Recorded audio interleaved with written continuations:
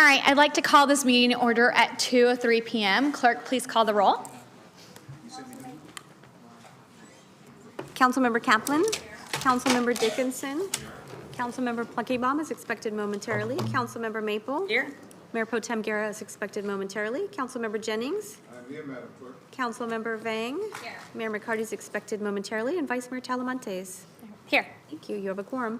All right, land acknowledgement. Please rise for the opening acknowledgements in honor of Sacramento's indigenous people and tribal lands. To the original people of this land, the Nisenan people, Southern Maidu, Valley and Plains Miwok, Patwin Mintu peoples, and the people of the Wilton Rancheria, Sacramento's only federally recognized tribe. May we acknowledge and honor the Native people who came before us and still walk beside us today on these ancestral lands by choosing to gather together today in the active practice of acknowledgement and appreciation for Sacramento's indigenous people's history, contributions, and lives. Thank you. Salute. Pledge. I pledge allegiance to the flag of the United States of America and to the republic for which it stands, one nation, under God, indivisible, with liberty and justice for all. Thank you. And City Attorney, is there a closed session report out? You're on.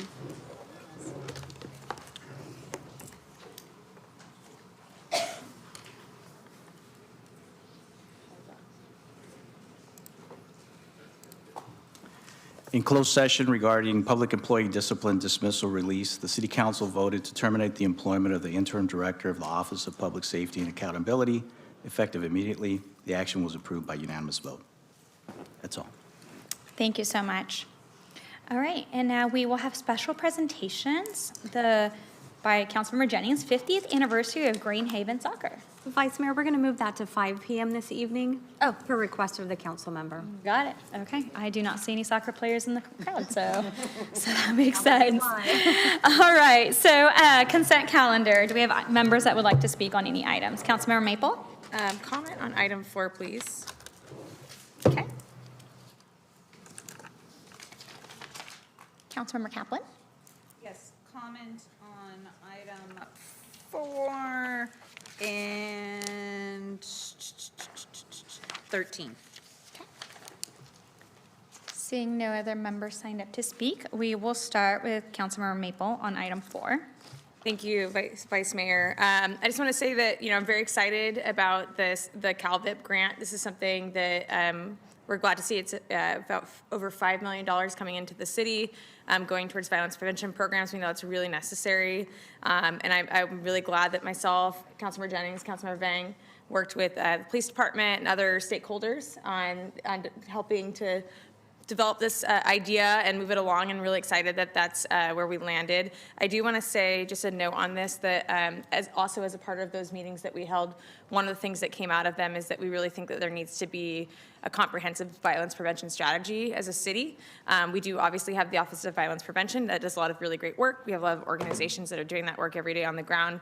But I do think, that it's time for us to also have a more comprehensive discussion. So I just want to say that on this item and hope that we can agendize something in the future on that. Thank you. Councilmember Kaplan on item 4.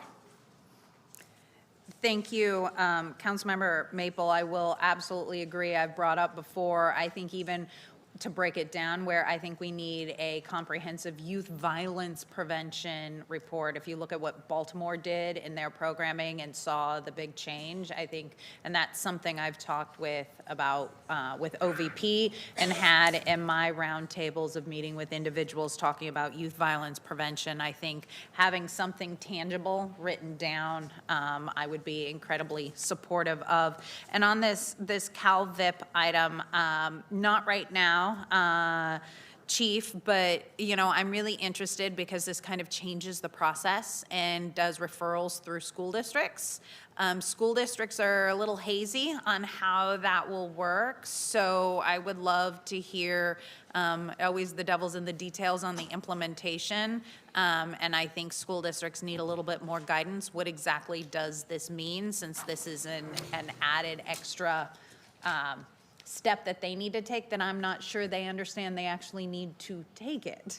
So while these implementing CalVIP is good, I don't see success right now because there's a gap between how do school districts let the CBOs know and how does that work? Because right now it's it's a different process. So I think we need to maybe take our time on what does that look like, and city manager maybe meeting with the superintendents or their security, student safety team might be in order before this fully gets implemented, because I don't want to see gaps in the implementation for this. And as of course, I will always continue in this when we talk about youth violence. Natomas Unified still wants a school resource officer, and I think this is incredibly timing as we've seen a spike in youth violence occur in our city, that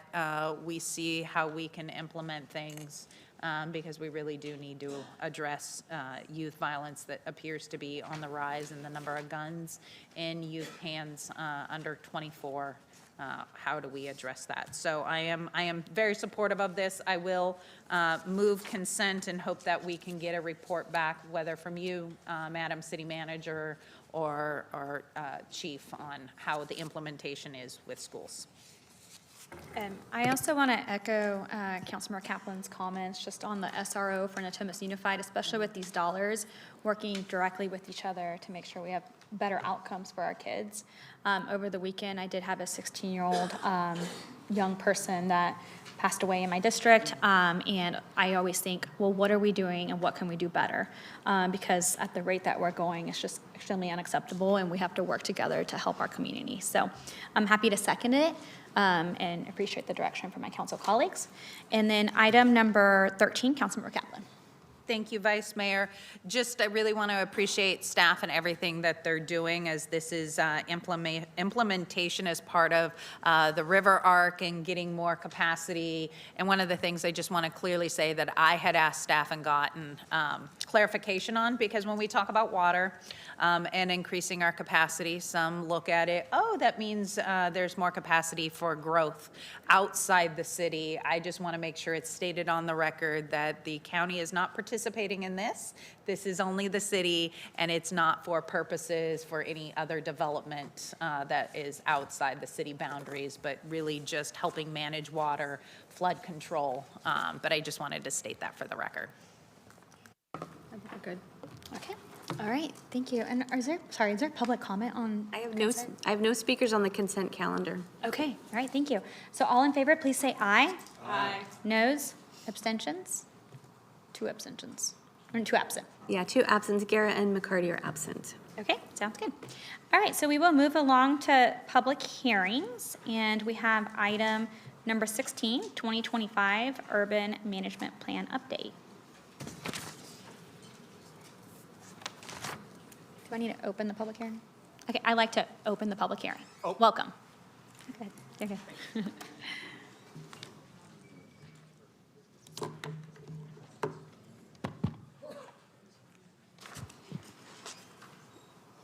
Well, good afternoon, Madam Vice Mayor and members of City Council.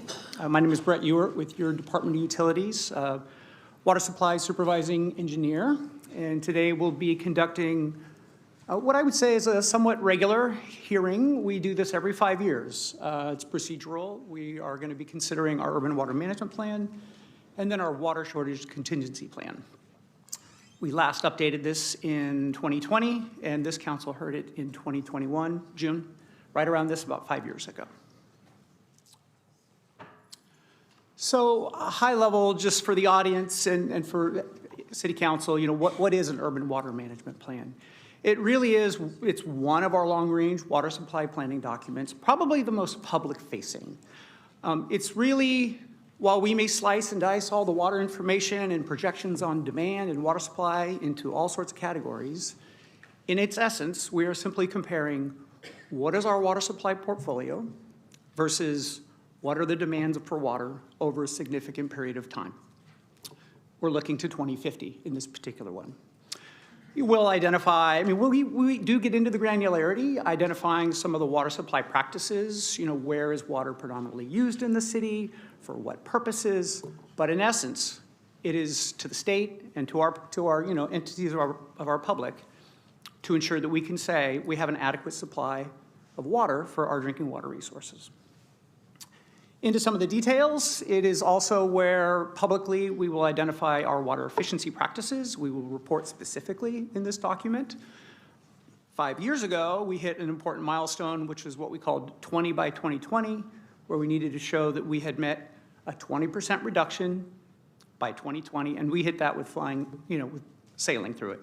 And you'll see that we've continued that practice through this presentation. It is required to be updated every 5 years by the Water Code.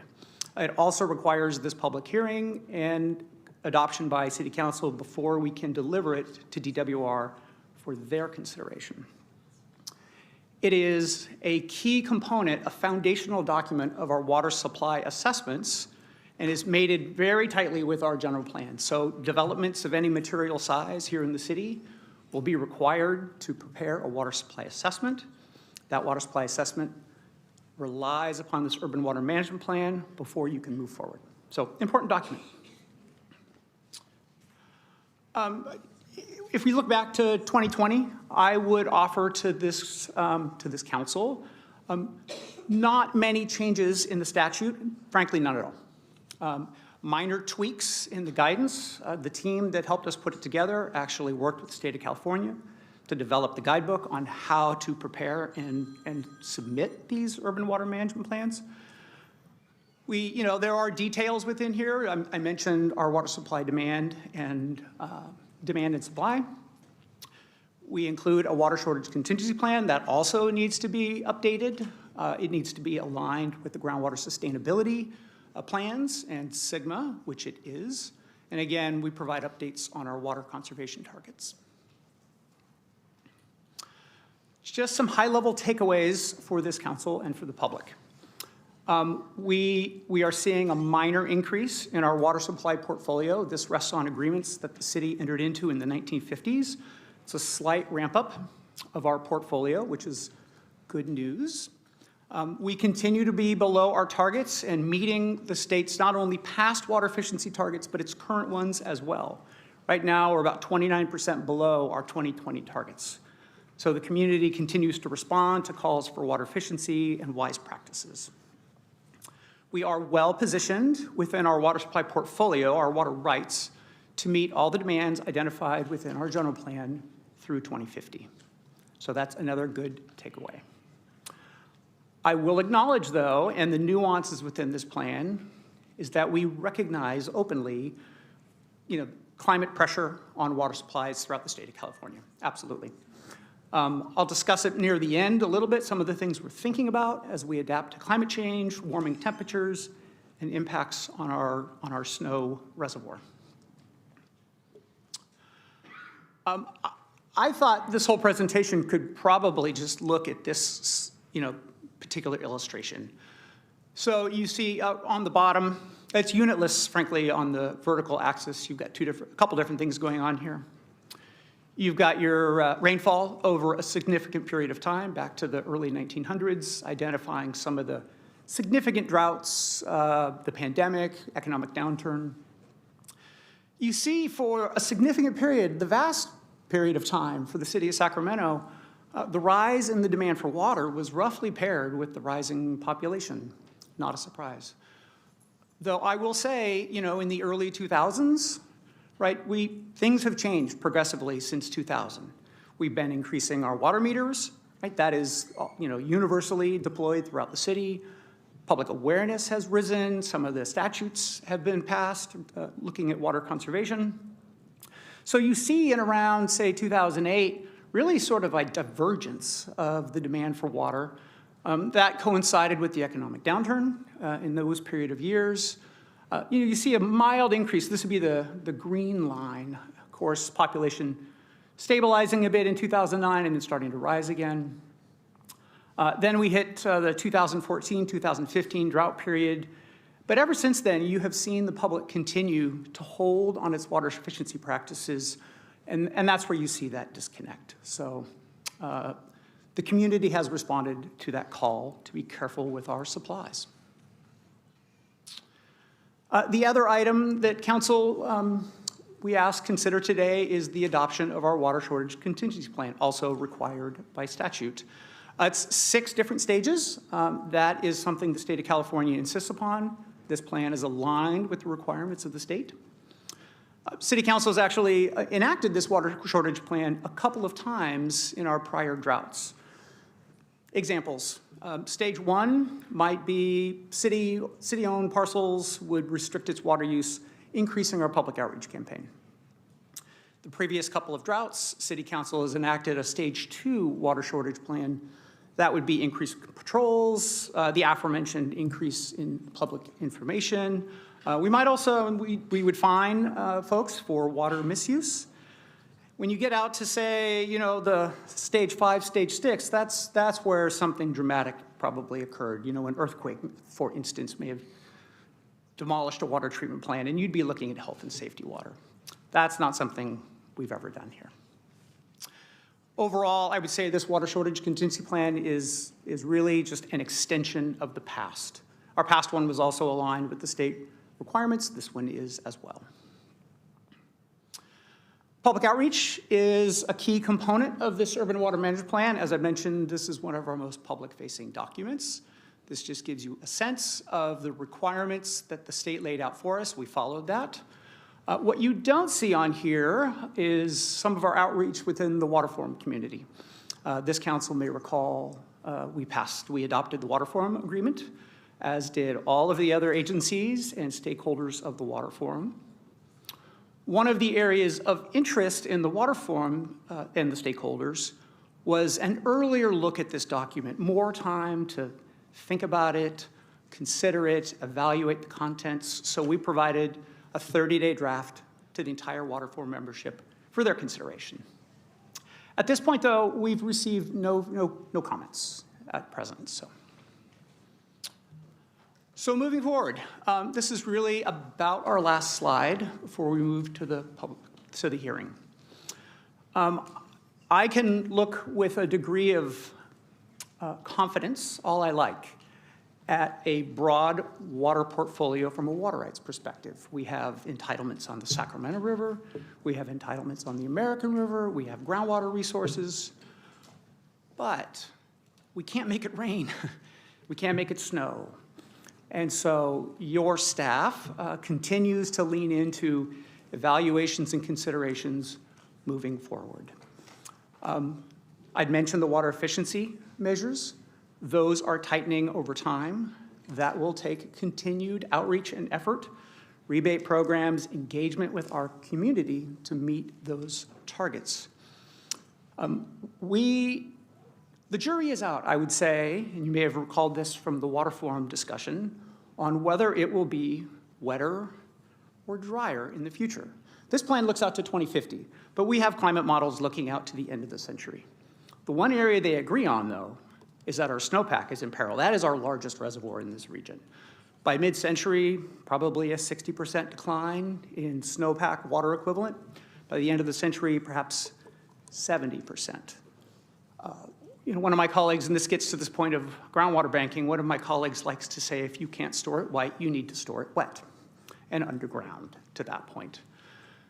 So we look to diversifying our resources and the timing of how we operate our system to maximize the banking and storage of groundwater for those days ahead when surface water is scarce. You've heard about the River Arc project as well as our own Water Plus project. Both of those projects not only enhance the supply and the infrastructure to deliver water, but they also consider how you're treating the water. With rising temperatures, treating water only gets harder, right? So we're looking at more advanced techniques to treat our water supply. All of those would be embedded within the Water Plus and the River Arc project, as well as a greater focus on the Sacramento River as opposed to the American. We know the American River and Folsom is a pretty small reservoir for a pretty large drainage system, so it's flashy. The other term we've often used amongst my colleagues is weather whiplash. You've got flood, and then you've got drought. And so that is the nature of the American River. So both River Arc and the Water Plus program renew our focus on the Sacramento River. We are thinking about our role in the region. The one thing that water does is it transects every boundary we have, whether it's groundwater, whether it's a surface water or a reservoir, Sacramento River or the American River, right? It moves past our boundaries. So partnerships are vital. We have partnerships with our local water agencies. We also do that through some of our groundwater sustainability agencies, the Regional Water Authority. We see benefits of that continuing, moving forward. That last bullet point, again, this council had heard about our water forum agreement previously. I mean, that's something we're leaning into. That's something implied within all of this. Greater resiliency with a focus on harmony with our river. So this would be my last real slide. The recommendation from staff is that council conduct a public hearing for this urban water management plan, and then consider adoption of the urban water management plan as well as our water shortage contingency plan. And with that, that concludes my presentation, and I'd be happy to take any questions. Thank you, and there are no members of the public signed up to speak on this item, so we will move to Councilmember Kaplan. Thank you, Mayor. Just a couple quick questions. As we look at this water plan and the contingencies, did this also look at, I know it looked at growth within the city, but did it also look at growth outside of the city, because we are the major supplier of water? And so if there is growth along our city boundaries and they request our water, was that part of the analysis that comes into of whether we have enough water? To a degree, yes. So within our water rights portfolio, we have something called the American River Place of Use. So that's an area where the city of Sacramento can serve water under the rules of the State Water Resources Control Board. That is how we partner with, say, Sac Suburban Water District or Sacramento County, over in the Power Inn area, some of the small other water districts. So we can wholesale water under the basis of that expanded boundary that goes beyond. So this plan not only includes the contemplation of growth within the city in alignment with our general plan, but it also considers the need to move that water into those wholesale areas within the existing place of use, not an expanded place of use, within an existing. The request to move our place of use and grow that would be an entirely different matter for City Council to consider. Which, thank you, because that was like, is it aligned? How is it aligned when that comes in? Also, you know, and I've asked you this question because it is a bit of a conundrum that projects come to us and we approve it, but part of it is, well, do we have enough sustainable resources? So, you know, we plan 10,000 housing units. Where does the water come from? How do those two tie together, if they even tie together? So if I'm understanding the question is, you know, how are we considering the growth in housing units, and that relates to our water supply? We, you know, when we look at the general plan, we're extrapolating along with that general plan a demand for water that also considers the water efficiency targets that we're thinking about, right? So, you know, if you told me 10,000 units 20 years ago and how much water they would need, I'd give you a different answer. Today, that would be a smaller volume of water. We've got requirements for landscape now, so there would be a reduction. Those projections are included in this plan. Okay. At present, if you were to look at our portfolio, again, setting aside the availability of water, right? When we think about climate change and droughts, recognizing that is different than your legal portfolio. Our portfolio right now is about 3 times the amount of water that the city of Sacramento is using on an annual basis. That is good to know. So now switching over to the water shortage contingency plan. You brought up something that then I think we're also somewhat missing here, is what happens with the catastrophic? What happens if there is a break and we can no longer filter the water quality and we have a Flint, Michigan? What happens if there's a flood and it shuts down, or there's an attack on some of our infrastructure, which then makes it so that we don't know about where's our water and the water quality?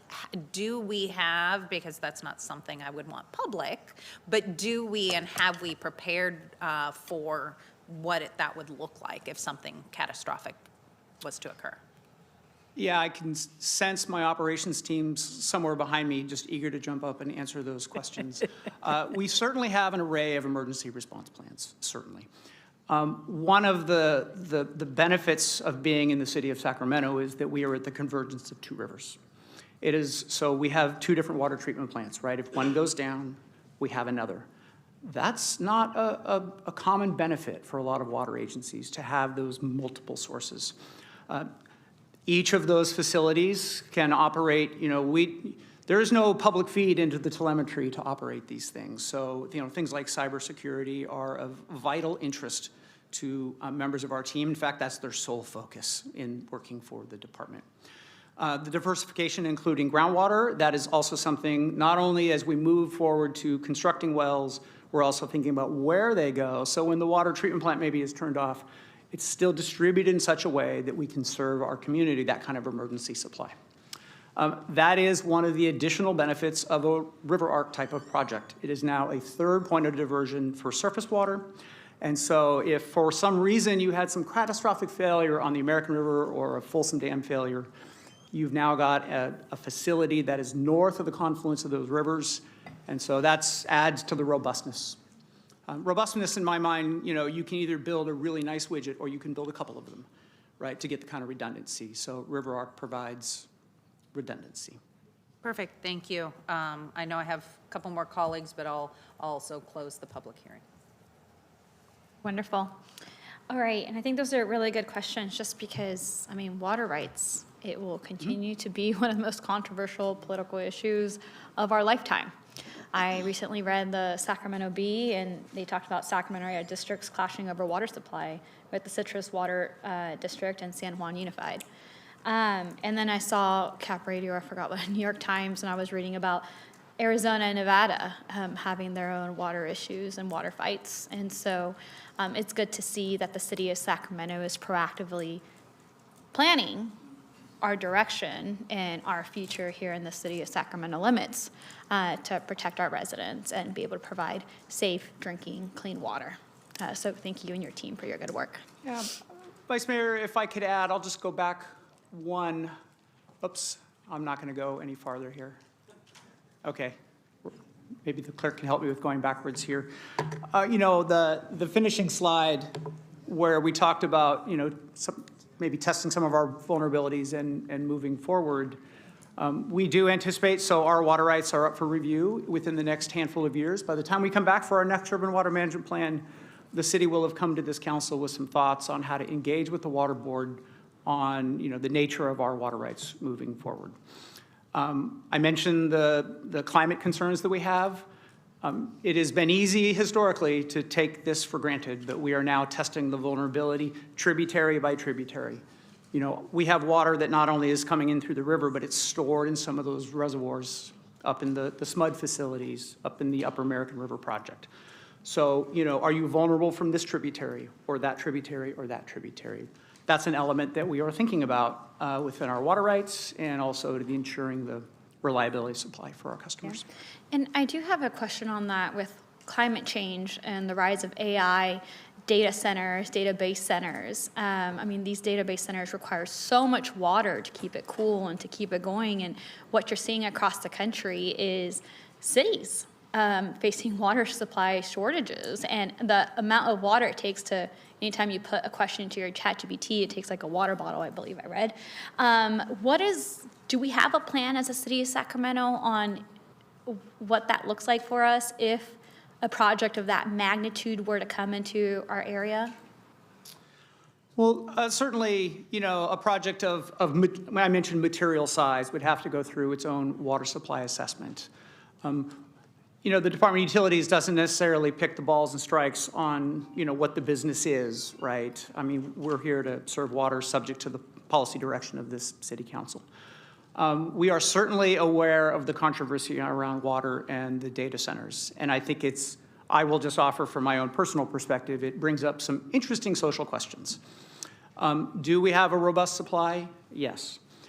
Any customer that comes in, though, if they need a fair degree of water, the amount of impact fees they need to support that infrastructure is commensurate with that need. So they would need there would be no subsidy of that water to provide to a large user. Again, you know, our portfolio is good, but I'm not sure that's always the best use, and that's what this council will eventually have to decide if such a center were to come in. I will offer, I think, the community that is developing these sorts of projects is also, I am of the understanding that they are looking at different technologies to cool these centers, maybe just not through the use of water, maybe more of a recirculation loop, things like that. So, you know, things ebb and flow with the technology, right? Yeah, yeah, and that's for me, it's like AI is a climate change issue and something that at the federal government, there isn't a lot of regulation, if any at all. And that's where I think at the local government, we have to keep our eyes like peeled on that and focus on how we will respond as local government, so. Yes. Okay. Agreed, Vice Mayor. All right, thank you. And next up, we have Councilmember Dickinson. Thank you, Vice Mayor. Since I have something of a proprietary interest in Sigma, I just wanted to confirm, because I think it's articulated the plan that the management plan is consistent with the groundwater sustainability plans, both north of the American River and south of the American River.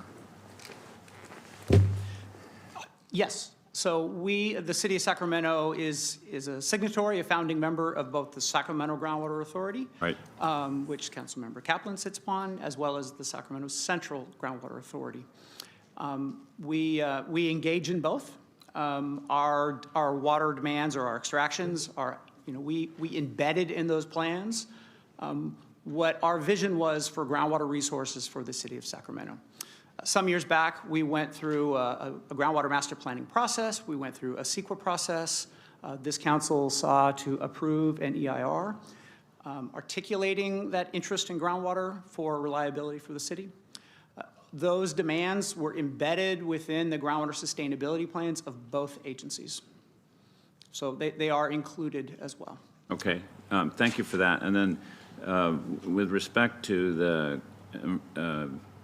the water shortage contingency plan, can you expand a bit about how that stepping up or stepping down process of reducing water consumption if there's a shortage also aligns with the GSPs, if it does?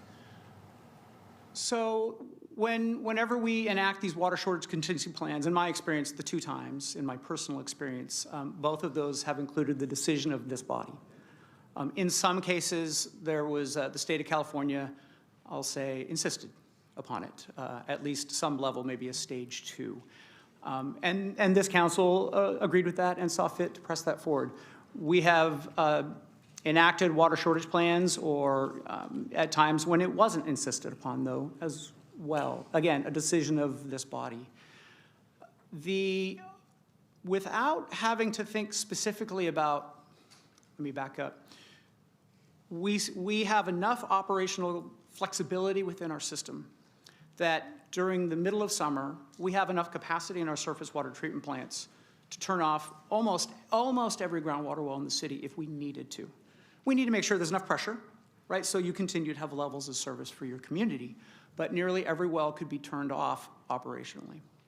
And so we are keenly aware of the thresholds for how much water we can extract to maintain groundwater sustainability. If I had another hour here in front of you, I would probably bring in some of the state's mapping on the groundwater resources in this area. I think the Councilmember Kaplan is probably aware, sitting on SGA, that we are one of the few areas in the state of California where groundwater levels are rising. We are banking water as quickly as we can, and I see more of that in the future.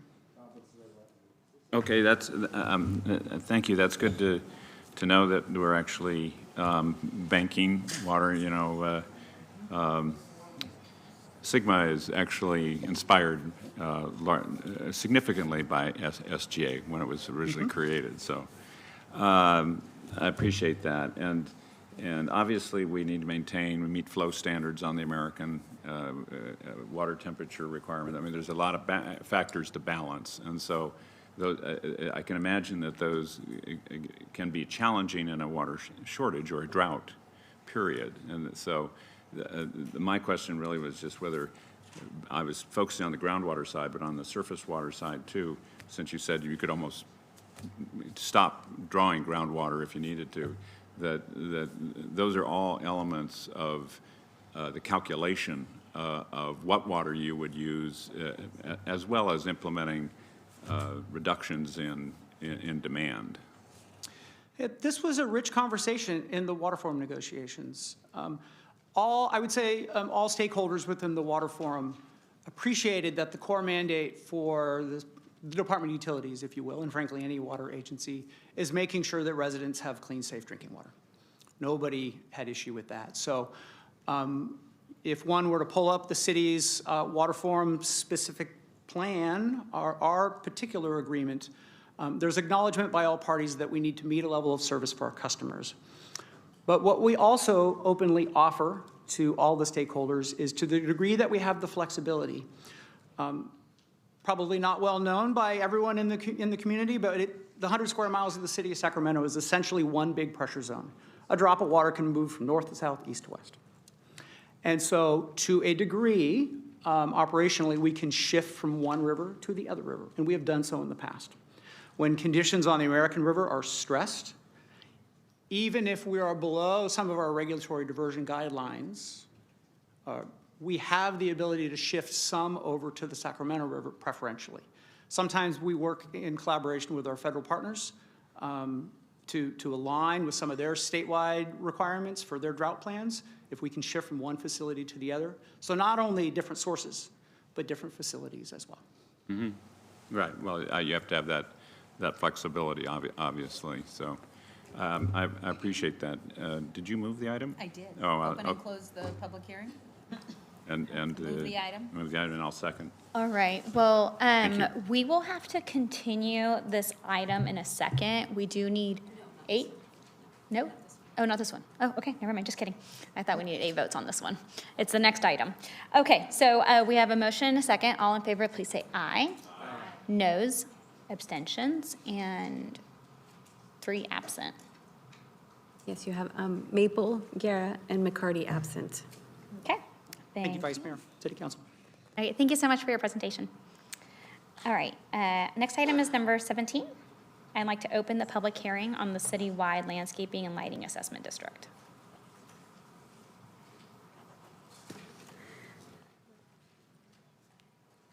Good afternoon, Vice Mayor Talamantes and City Council members. I'm Mary Jean Rodriguez from the Finance Department.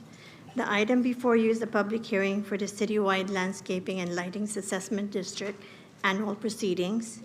Annual assessments are levied in this district to finance the maintenance of city parks and other public landscape areas, street tree maintenance, graffiti abatement, as well as the energy and maintenance costs of streetlights throughout the city. Staff's recommendation is for council to conduct a public hearing and, upon conclusion, adopt a resolution confirming the budget and levying the assessment for the upcoming fiscal year 2026-27. Thank you, and I'm available to answer any question you may have. Are there any public comments on this item? I have no speakers on this agenda item.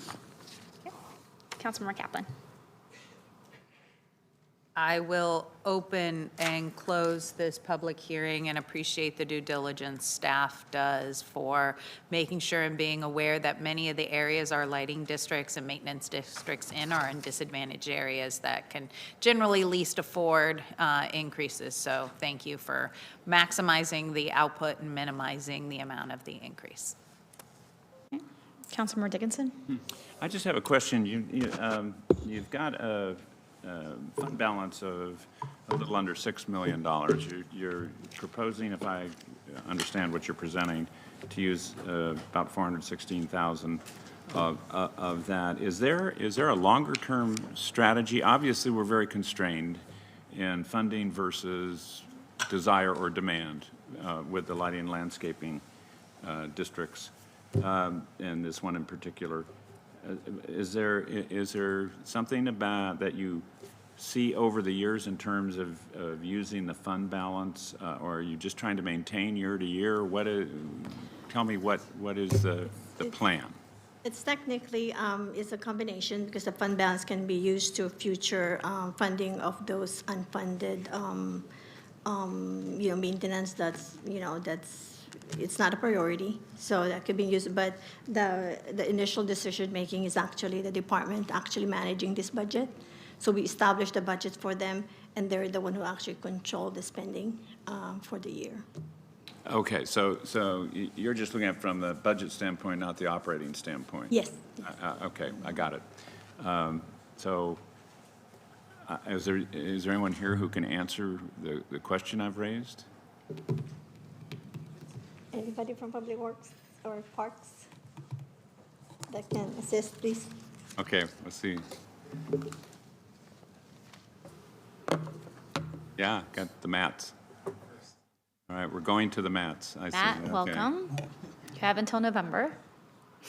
September. September. Retirement's near.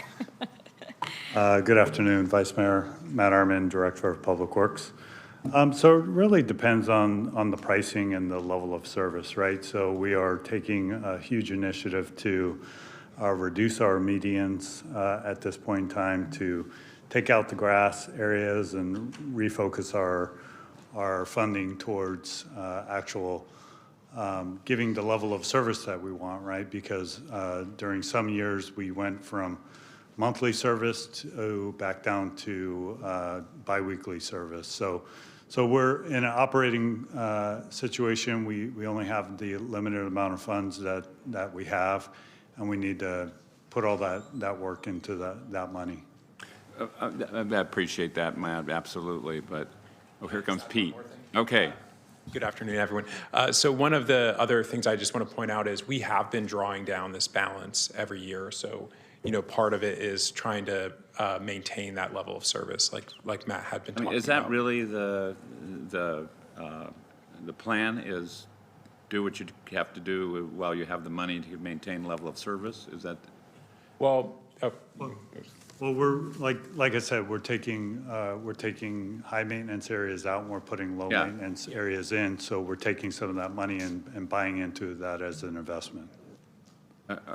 Okay, so because it looked like, if I recall, last year you used a lot more of the fund balance than you are proposing for this year. Is that right, Pete? I believe so. I just don't have the number from last year in front of me, but It was a couple million last year, Yeah. and it's like, as I said, 416 Yep. for this budget that we're looking at. yes. But you're trying to make operational improvements, I get that, and efficiencies. Correct, because otherwise we'll run out of money, right, at our current pace. I mean, and eventually you're going to run out, right? I mean, you're using up the fund balance. We are, but I think what Matt's saying is they're looking at ways to, Reduce our ongoing correct, costs. yeah. So, one thing that interests me is, and I think we've talked a little bit about this, is look at solar lighting as opposed to hooking up to SMUD, much less expensive. It may have other considerations, but thinking on the lighting side, that was one. But the other is whether or not we're thinking about approaching, I mean, it's a tax measure. It's got to go to the voters, I believe, to get a bigger contribution, but whether at some point we're looking at that. Yes. Yeah, I mean, that would definitely help. But it would be on the policy side of it, really, rather than the operational side of it. Well, yes, you're right about that decision. I just know that, I mean, one of the things that is clearly very deficient in North Sacramento is street lighting. And that, looking at this, we're not going to expand street lighting unless we do some different things, which is either get a lot more efficient with the money we've got or get some more money, or both. Yeah, currently we have 40,000 streetlights that we maintain, and there is no plan to add more outside of development, right? So it does become an issue, and we're very restricted on the lighting and landscaping funding that we can use towards new infrastructure. So we're always in the market to work with our partners and our districts to try to help increase the lighting, whether it's working with SMUD or it's trying to figure out how we can get this level of service to our constituents. Yeah, maybe it's a longer conversation about both those things, both the operational and the policy side. So thank you, Matt. You're welcome. And Pete, thank you. Councilmember Pluckybaum. I'll be supporting the item and also supporting Councilmember Dickinson's request for a longer conversation. I think it's time that we look at some of the areas of the city. In addition to North Sacramento, there are whole swaths of the city that are underlit. And in that conversation, would also request that we do a discussion about the lumens and the Kelvin, the color and the brightness of the lights that we're using and how that aligns to national transportation safety standards and also aesthetic goals for the city. Thank you. All in favor, please say aye. Aye. Noes, abstains, 2 absent, McCarty and Guerra. Okay, moving along to item 18, an ordinance amending various provisions of Title 17 for cannabis land uses. I like to open the public hearing.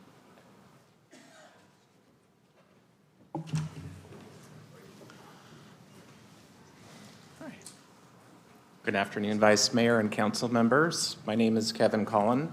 I'm the zoning administrator for the city of Sacramento. I'm joined today with Kurt Skierski and Matt Hurdle, our director. I'll be giving our presentation.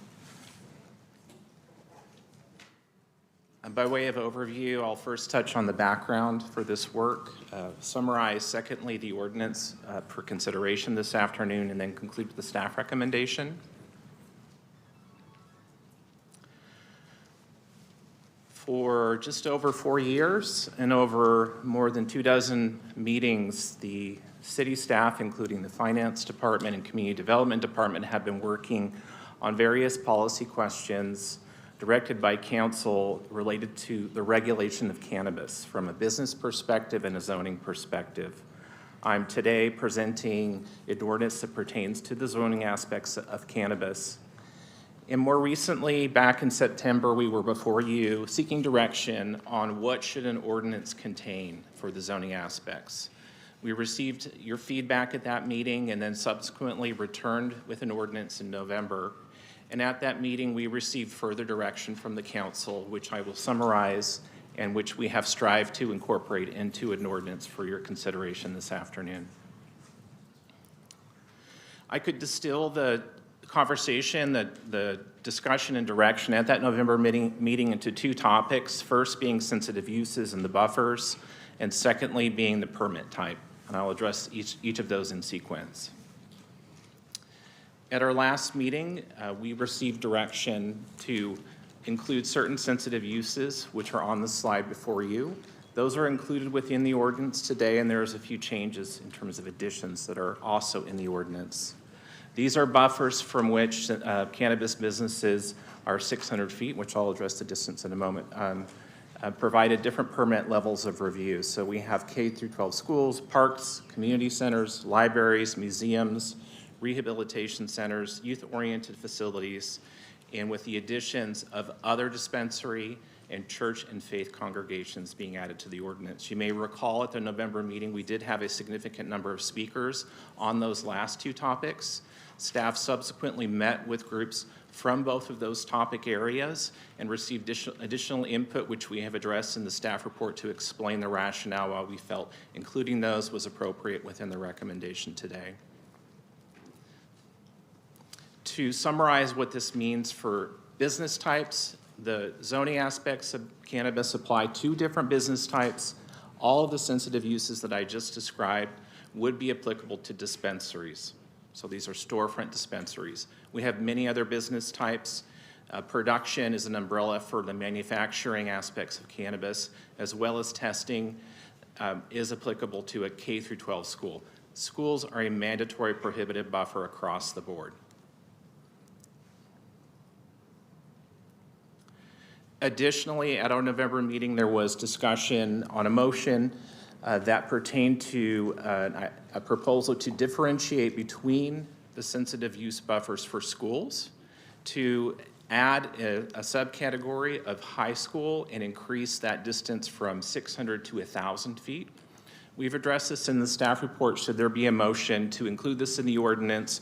At the time, however, we didn't sense that there was a majority opinion for this council, so we did not include it in the ordinance, but it is teed up and prepared, should it be included in a motion today. The second topic we heard from the council was a desire to retain the status quo conditional use permit. This is code today. In the ordinance, it would remain. This is a discretionary permit which requires public notice and a hearing before a decision is rendered, either approval or denial. And how it works today is how it would work under the proposed ordinance. If you are a dispensary, you are either more than 600 feet and subject to a zoning administrator conditional use permit hearing. If you are closer than 600 feet, you require the Planning and Design Commission's review. All businesses, including production and testing, would need that conditional use permit.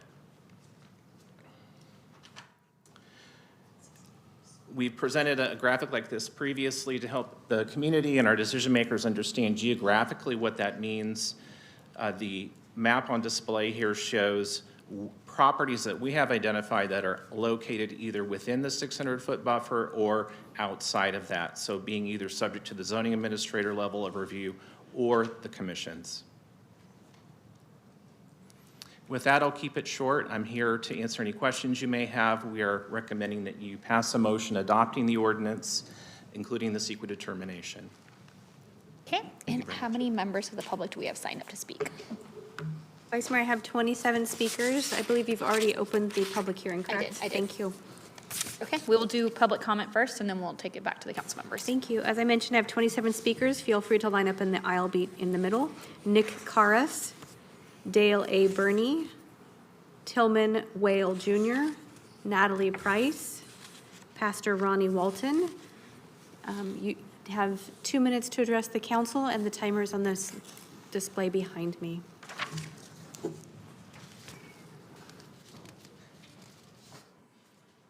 Please proceed. Good afternoon, council. I'd like to say that I represent the Karas Family Trust. I've watched our tenant, Crystal Nugs, be the template of what the core program has determined that is necessary for the success of cannabis. We all know that the cannabis market is supplying 8,000 jobs here locally in Sacramento. That's something that we can't deny. We also have to keep in mind what is fair, what's just.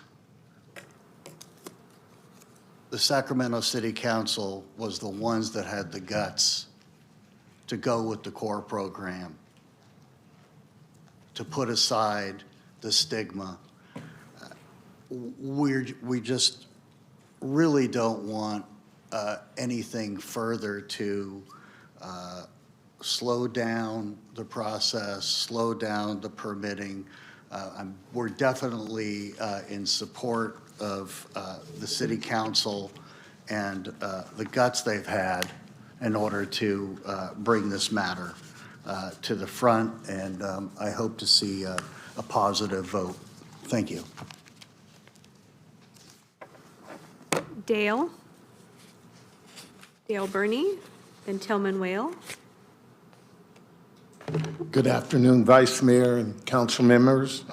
As I stated a few weeks ago, faith-based organizations of all persuasions, meaning Protestants and Catholics, Jews, Muslims and Buddhists, among many, many other faith traditions of every ethnicity, language, and socioeconomic status, would be adversely, detrimentally, and negatively impacted if we are not allowed to remain on the sensitive use zone list. Faith-based organizations provide ministry and service to the same demographic or the same people groups and in some cases, we provide more services than other protected service providers that are on and that will remain on the sensitive use zone list. As faith-based organizations, we are not asking for special treatment. We are simply asking for equal and fair treatment. Our value and worth cannot be measured in terms of dollars and cents. However, our value and worth are incalculable to our respective communities in particular, as well as to the city of Sacramento in general. The fact that we are currently on the sensitive use zone list strongly suggests that previous city councils appreciated, respected, and understood that value and that worth. The real question before us this afternoon is, does the current city council likewise appreciate, respect, and understand the value and worth of faith-based organizations? If so, then please vote to allow faith-based organizations to remain on the sensitive zone use list. Thank you very much.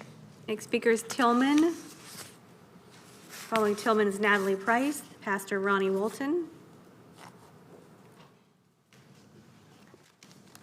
To the distinguished members on the City Council, Mr. Jennings, Ms. Maples, Mr. Dickerson, who knew my father. My name is Tillman Wade. I'm the senior pastor of the Unity Baptist Church of Sacramento Oak Park. I'm here today in support of the proposed cannabis ordinance as currently drafted, including the provision that recognizes church and faith-based congregations are a sensitive issue.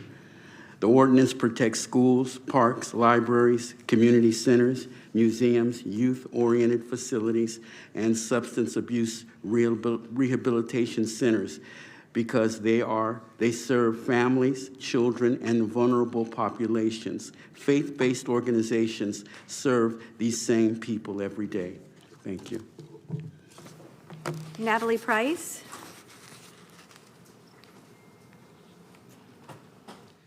Good afternoon, Vice Mayor and council members. The cannabis ordinance amendments before you create a false safety net. They ignore the realities of after-hours crime, and they contradict the very spirit of Measure L. When you took office, you accepted the responsibility to protect the health, safety, and welfare of every neighborhood represented in this chamber. Today, you are not simply regulating an industry. You are exercising the public trust placed in you by the residents of Sacramento and serving as guardians to the next generation. First, that false safety net. To planners, this may look like lines on a zoning map, but to parents, they are the invisible boundaries that separate places of childhood from places of adult commerce.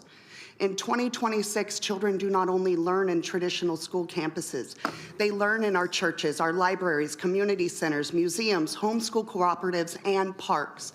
Yet under this ordinance, those children lose protection simply because their classroom does not fit a narrow government definition of a school. No parent should be forced to choose between uprooting their family, sacrificing their values, or accepting a dispensary next to their child's learning environment.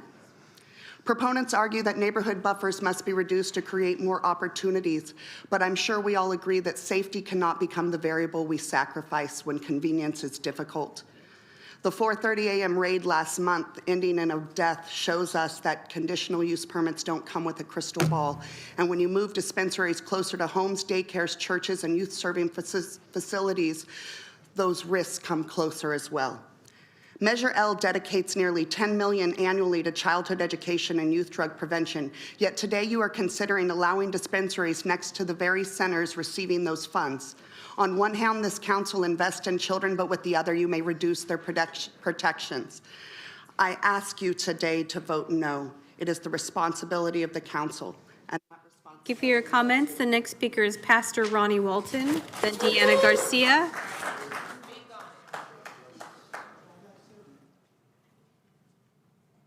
City Council, City Manager. My name is Pastor Ronnie Walton, pastor of Jubilee Evangelistic Ministry, and I'm here today to support the proposed cannabis ordinance as currently drafted, including the provisions that recognize churches and faith-based congregations as sensitive uses. I want to thank the city staff the council for listening to the concerns raised by faith-based organizations throughout this process. The ordinance protects schools, parks, libraries, etc. Faith-based organizations serve those same purposes. We provide youth programs, mentoring, counseling, food distribution, recovery support, and community outreach. In many neighborhoods, faith-based organizations are among the most trusted and impactful community institutions. The question is simple. If we protect other communities serving organizations because of the people they serve, we would treat faith-based organizations definitely the same. Point is, I feel like I'm preaching now for a minute. We are not requesting special treatment. We're not requesting special treatment. We are requesting equal treatment. We are calling on the council to adopt the ordinance as drafted and retain these protections. Thank you.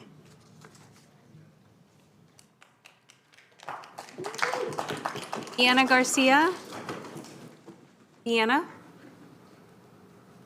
Following Deanna is Mahisha Bahati, then Kaylee Olgerson, then Aaron Cardoza. Good afternoon. Mayor's missing, but all city councils. I want to thank you and the city staff for putting together this new ordinance and moving some good regulations forward, like the 600 feet buffer between dispensaries. That's really great. I appreciate that. And I appreciate the grandfather clause for pre-existing cannabis operators. So if we're already operating and a sensitive use moves in near us, then that's their decision. So I appreciate that. And I appreciate the fairness of the CUP application. The CUP application is very rigorous, and it is a city's way of doing business with multiple businesses across the city landscape. And I believe in the process, and I believe the city believes in the process, and I thank you for leaving it in. Maisha.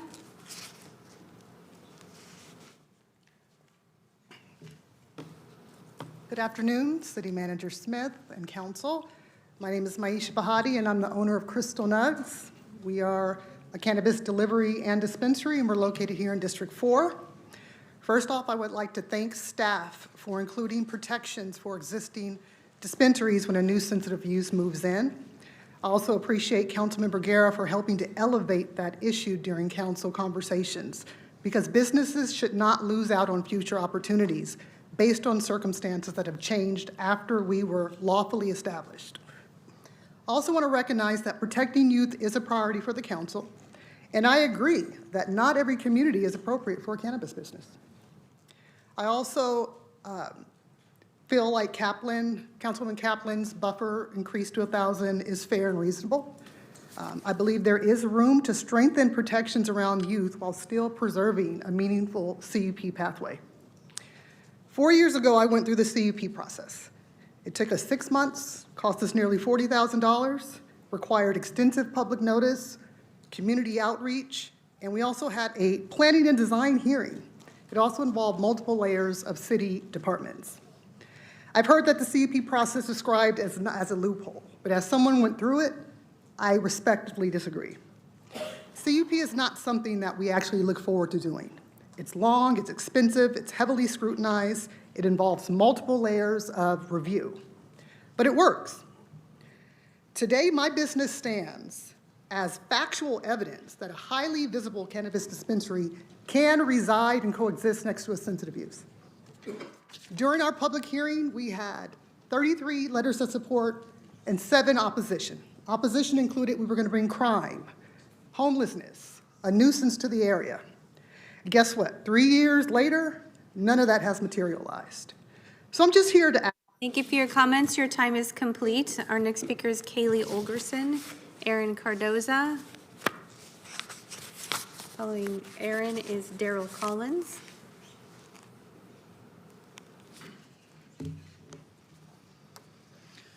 Good Good afternoon, Vice Mayor, City Manager Smith, and members of the City Council. My name is Kaylee Olgerson, and I'm here on behalf of the Sacramento Metro Chamber and our coalition of licensed cannabis operators throughout the city of Sacramento to offer our comments on the proposed Title 17 amendments. We want to begin by thanking staff and the council for working collaboratively with our coalition during this process. We support several key elements of this proposal, including the restoration of dispensary-to-dispensary buffers, the streamlined permitting process, and the first-time protections for existing operators. Our primary concern, however, is the proposed addition of churches and faith-based congregations as a sensitive use. This staff report acknowledges that this change would have the greatest impacts on Districts 4 and 5, significantly reducing the number of viable C3 zoned locations available to licensed cannabis businesses. The stated goal of these amendments is to create a more streamlined and predictable permitting process. This addition, however, would work against that outcome. Operators who would otherwise qualify for more efficient zoning administrator review would instead be directed into a lengthy and costly CUP process requiring planning and design commission review. That means longer timelines, higher costs, and greater uncertainty for businesses. Sacramento's licensed cannabis operators are already navigating a highly regulated marketplace while competing with an illicit market that does not follow the same rules. The city should focus on strengthening the regulated industry by supporting businesses that create jobs, pay local taxes, and invest in our communities, while ensuring the permitting framework remains workable and predictable. For these reasons, we respectfully urge the council to preserve the 600-foot dispensary buffer, maintain first-time provisions, support the streamlined permitting framework, and reconsider the addition of churches and faith-based congregations as a sensitive use group. Thank you for your time and consideration today. Next speaker is Aaron Cardoza, then Daryl Collins. Good day, Assistant Mayor, City Councilman, Councilwomen. My name is Aaron Cardoza. You guys see me every time we have the meeting. I'm here showing up with some kids. I've worked with 3 different sets of kids, 3 different groups. 1, I'm a youth minister. That means I'm at a church, okay? 2, community center. I'm with the youth, right? 3, I'm at a school, also with youth. The kids you see behind me, gang and gun violence. We have a problem with gang of gun violence in the city of Sacramento. How do we stop that? Not by putting drugs in our neighborhood, not by putting cannabis right by our schools, parks, and churches. You can't do that. There's no way. There's no way. We think about, I heard a lady say, oh, we don't have any crime. Well, where are you at? Where's your cannabis club at? Well, then that's why you don't have no crime. But if we talk about a few months ago, a kid got killed trying to break into cannabis. It's going to bring this to our neighborhoods. I live in Del Paso Heights, District 2. Dickerson, you know, because you are our councilman, right? I want to appreciate those that help the youth and always looking out for the youth. If you want to look out for the youth, you guys want to be there for the youth, it's not putting cannabis in Del Paso Heights around schools, churches, parks, or even community centers, resource centers that I work from. And that's going to happen. If that happens, what is our kids going to do? They're going to smell it. They're going to go find it. And that's what we're trying to stop. We can't put drugs around schools. We can't put drugs around parks and community centers. What are we thinking here? We got to make it make sense. We want to stop violence. We want to stop gun violence. Drugs cause gun violence. That's the problem with our city right now. Kids are on drugs. So put that around Del Paso Heights, Oak Park, Meadowview, Fruit Ridge, and them areas, and guess what? Them kids is going to get more crime, more violence is going to happen, and it's just going to be more that we have to work on. I'm already working on stopping them from gang and gun violence. Please. Thank you for your comments. Your time is complete. Our next speaker is Daryl Collins. Following Daryl is Tyson Cansey. Well, thank you for this opportunity. Mr. Aaron has said quite a bit.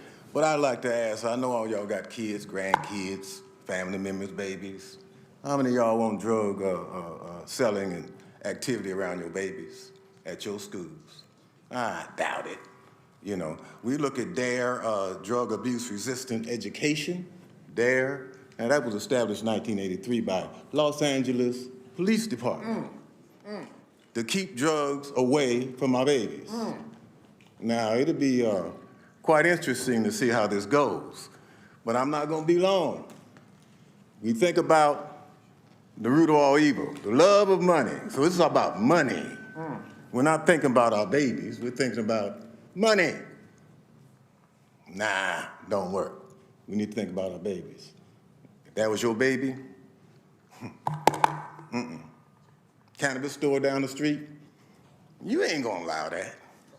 So don't bring it to us. Please don't bring it to us. Amen. How dare you?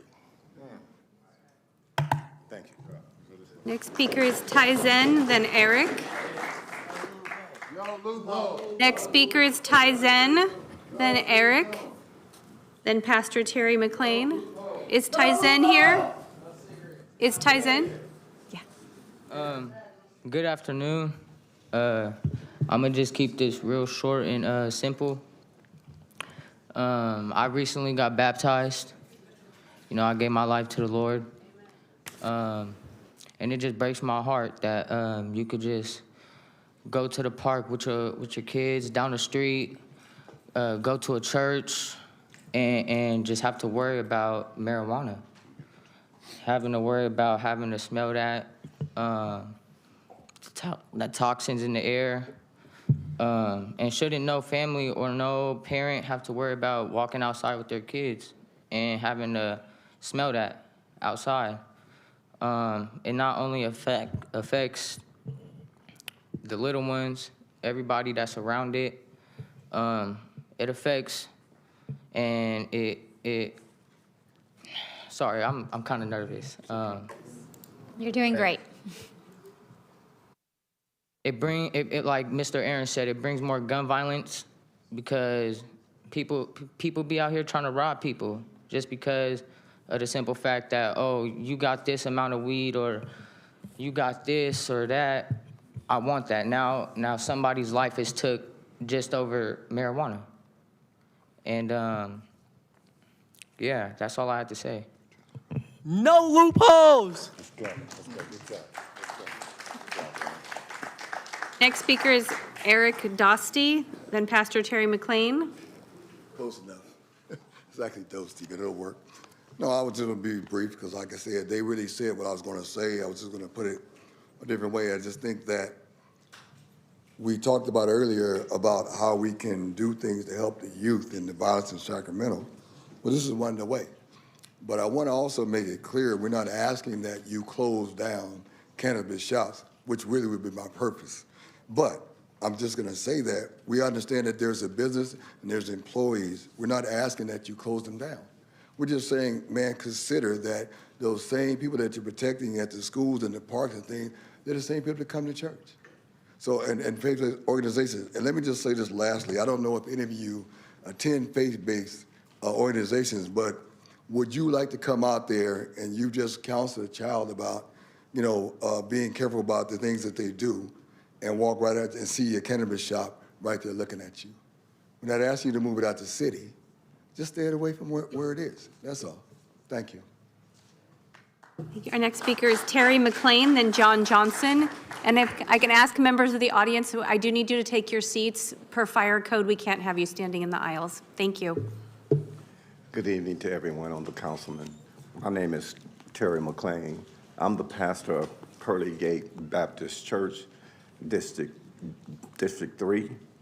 I'm just up here just asking you to look.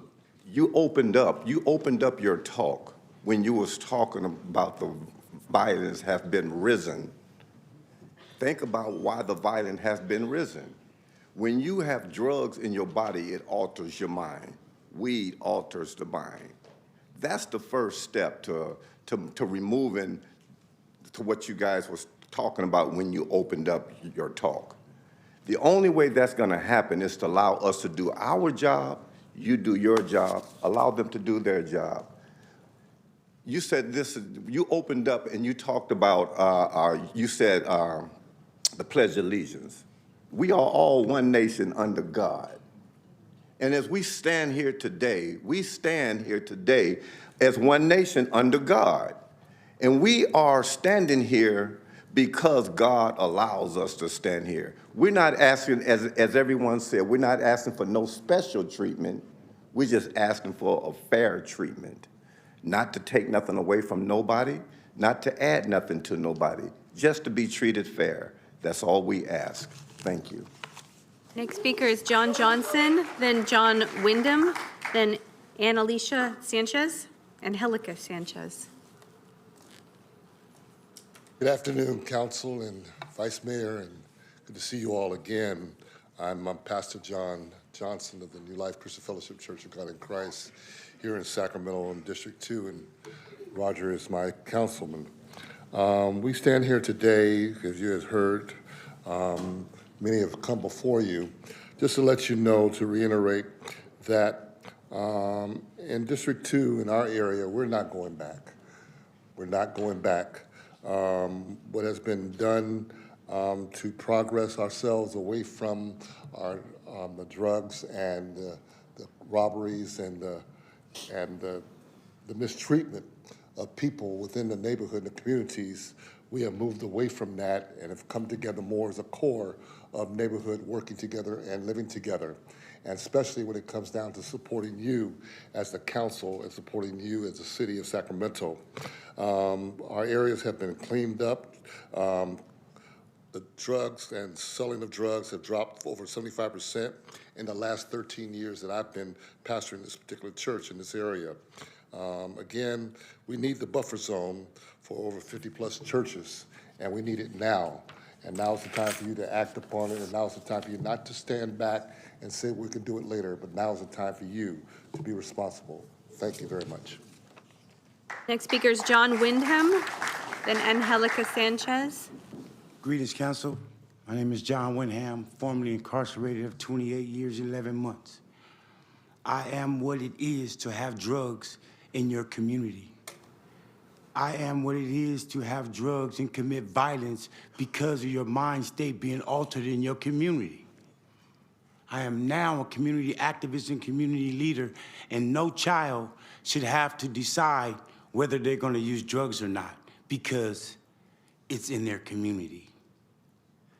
If it's not in Elk Grove, if it's not in Carmichael, if it's not in El Dorado Hills, it shouldn't be in our communities either.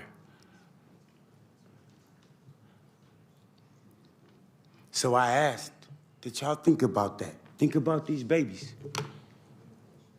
I don't want none of them to do their day because they wasn't thinking, because they was high on drugs. Exposure is everything. We must be careful about what we're exposing our children to. They should not have to be exposed to drugs at churches, in schools, and at parks. I chose to get those drugs illegally, and now they can get them legally up the street. It won't be just one John, it'll be hundreds and thousands of Johns. And we don't need that. I say, want for our community what you want for yours. Thank you. Speaker is Angelica Sanchez, then Mindy Galloway. Good afternoon, Vice Mayor, City Council members, and staff. My name is Angelica Sanchez, and I am here representing Perfect Union. We are a cannabis retailer that has operated in the city of Sacramento for the last 15 years. First, I'd like to thank council and staff for all the work that has gone into these Title 17 amendments. I know that cannabis can be a very divisive topic. As staff noted, this process started over 4 years ago as an effort to review, update, and modernize Sacramento's cannabis regulations based on the findings of the EPS study. The EPS study that found that cannabis businesses did not have a negative impact on the community. In fact, they were stated just to have the same impacts as other regular businesses. The study was commissioned to evaluate Sacramento's cannabis regulatory framework and guide future policy development. The Title 17 amendments before you today are intended to modernize the code and streamline opportunities for licensed cannabis businesses while maintaining appropriate safeguards. For that reason, we support moving these amendments forward. However, we strongly oppose adding faith-based congregations as a sensitive use. Throughout this process, discussions have been guided by data, and we are not aware of any documented evidence demonstrating that licensed cannabis businesses negatively impact places of worship. Adding this new buffer is inconsistent with the goals that initiated this process and would significantly reduce the already limited areas available for cannabis businesses, potentially eliminating approximately 25% of the available relocation area in the city of Sacramento. We respectfully ask the council to approve the amendments while removing faith-based congregations from the sensitive use requirements. Thank you for your time. Next speaker is Mindy Galloway, Daryl Heath, Richard Willoughby.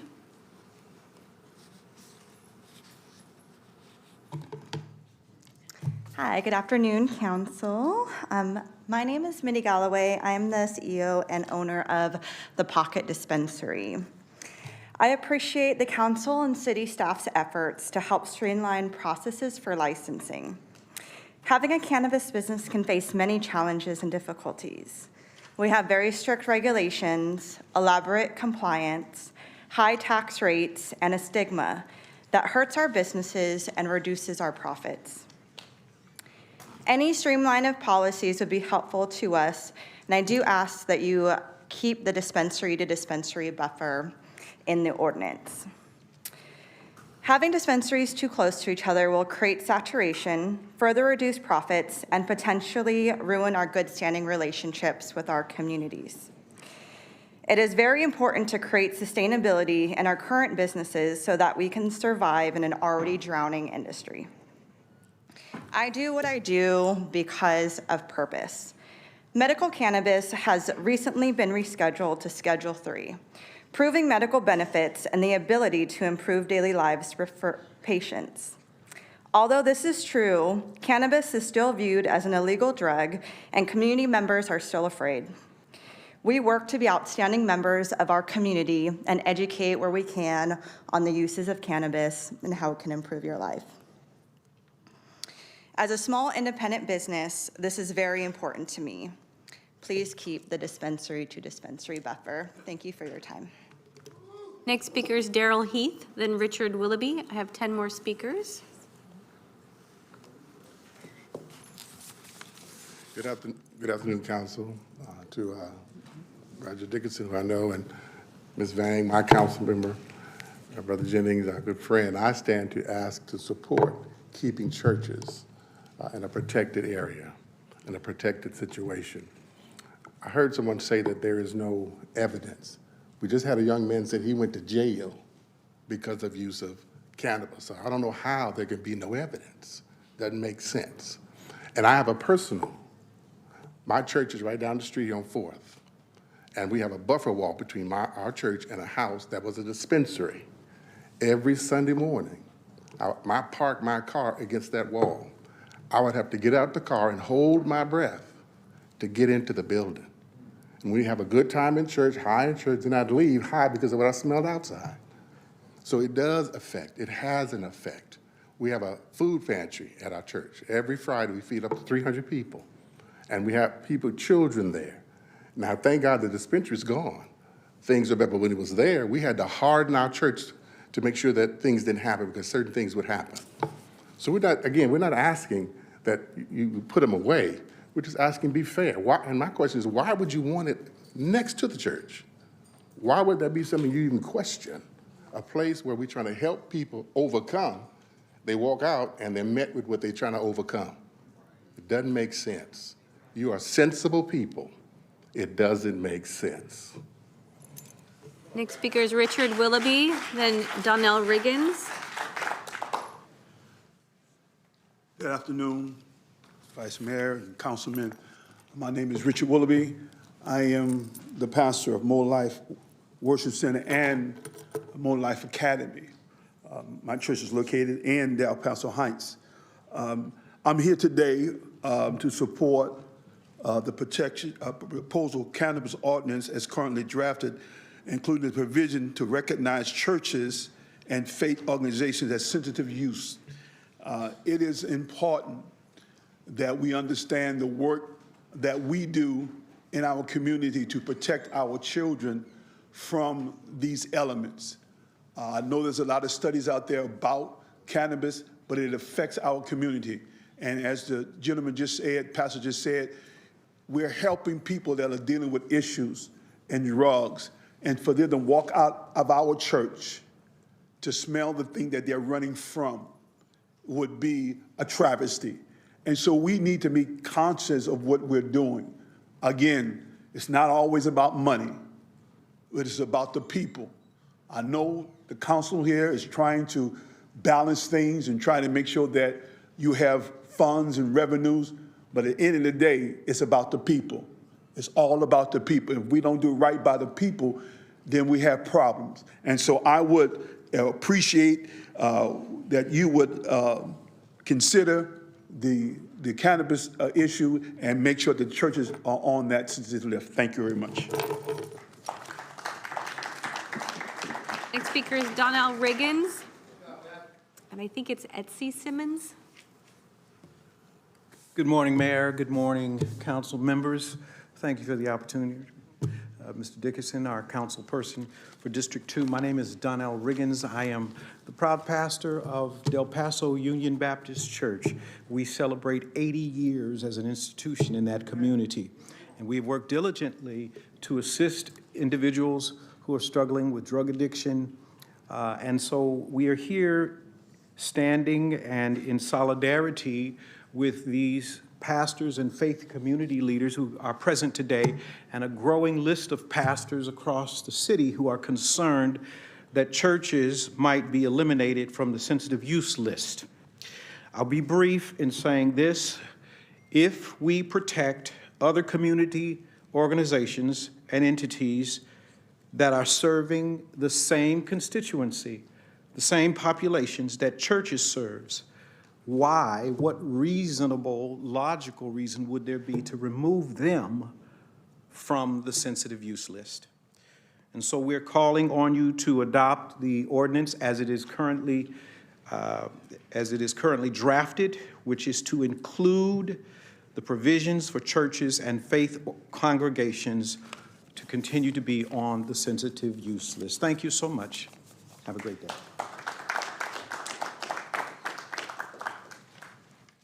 Mr. Simmons, then Carla Black. Thank you.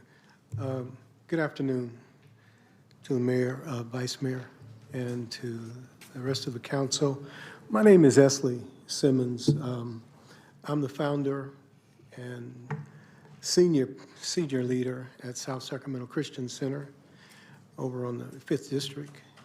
So I've worked with many councils, many mayors over the years, and just want to ask that you allow this ordinance. I'm here to propose that I am here today to support the proposed cannabis ordinance as currently drafted, including the provision that recognizes churches and faith congregations as sensitive use.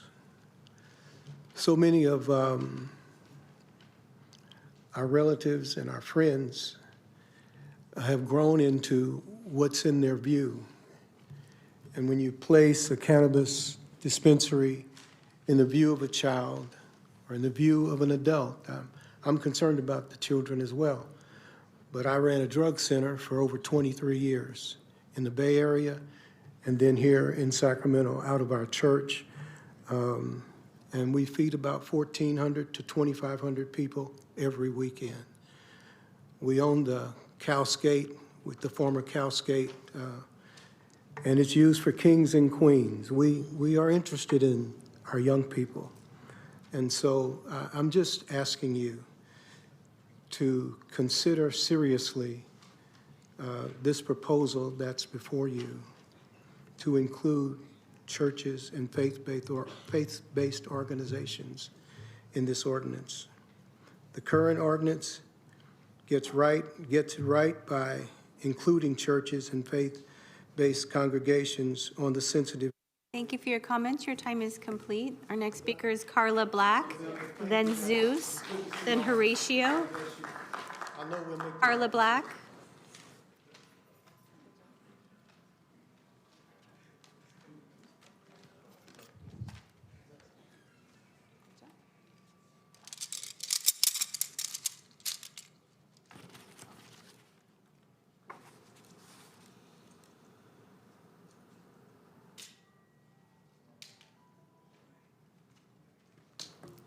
Carla Black, please proceed.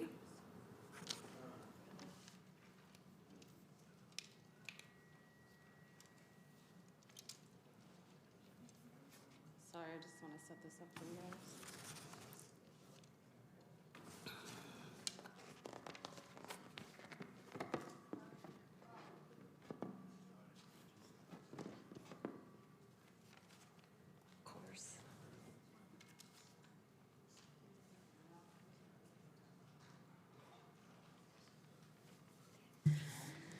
I'm asking you to protect all sensitive uses equally.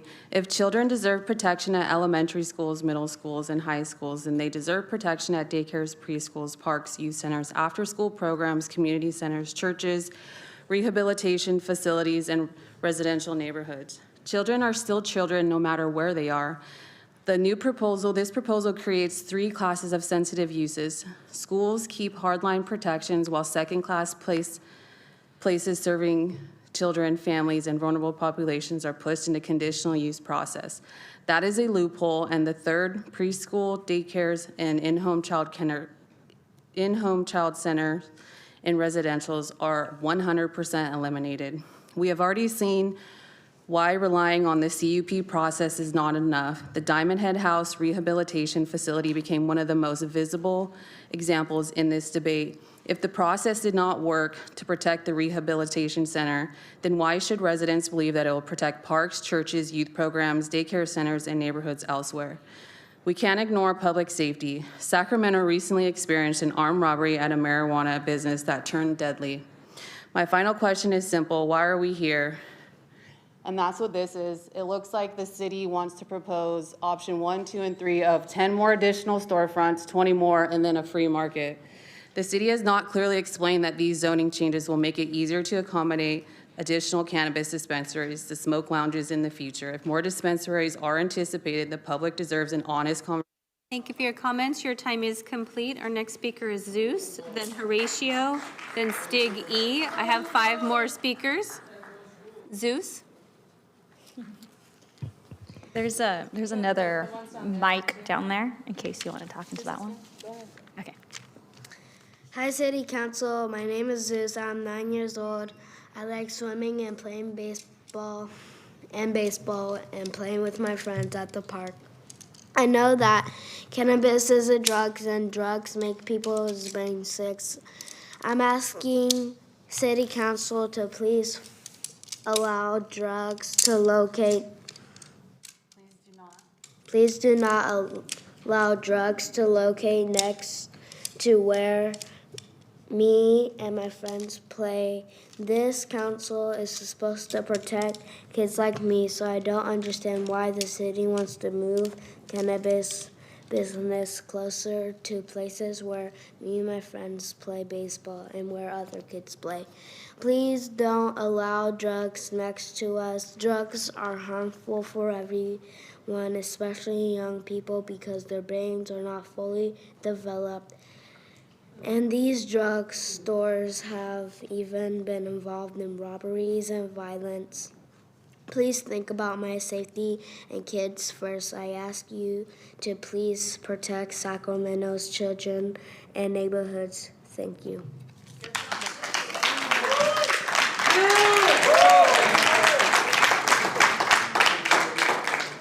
Next speaker is Horatio, then Stig E., then Stephen Walton.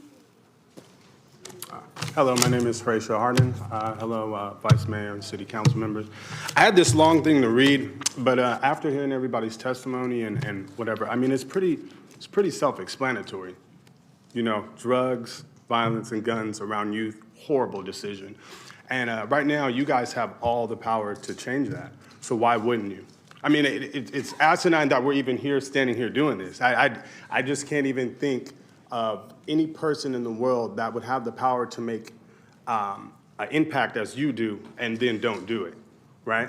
I mean, it just doesn't make sense. So why? Why not? Why are we talking about putting drugs near these places? It just blows my mind. And the lengths that people will go to commit crimes just to have something or to take from someone else is crazy. I mean, the stuff that I have in here that I gathered from the internet was, you know, people are putting drones on people's cars, following them home, tying them up. I mean, what? Are you serious? All because they want something someone else has, and then we're gonna go and put these establishments next to these churches and these youth centers and these schools? I mean, that's a no-brainer. I hope that you guys see what, you know, the repetitive cycle that this will create. And I hope you guys go against this. That's all I have to say. Thank you. E, then Stephen Walton, then Bishop Weldon. Dig E. She ain't gonna say much, don't worry.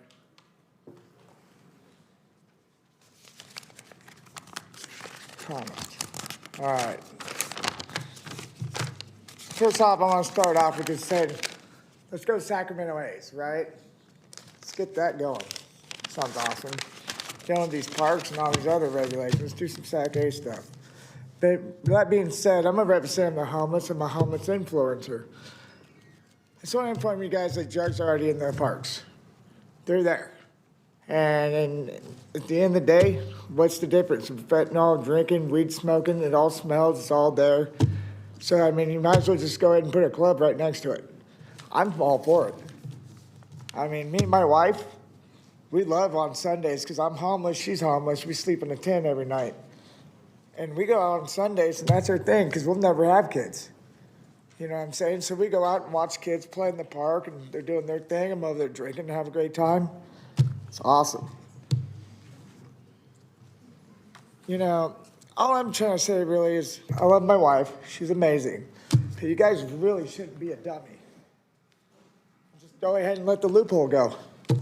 I'm all for it. Let's go Sacramento A's. And she brought you a little gift, Mayor. For you, Bubba. Y'all have a good day. Our next speaker is Stephen Walton, then Bishop Katie Weldon.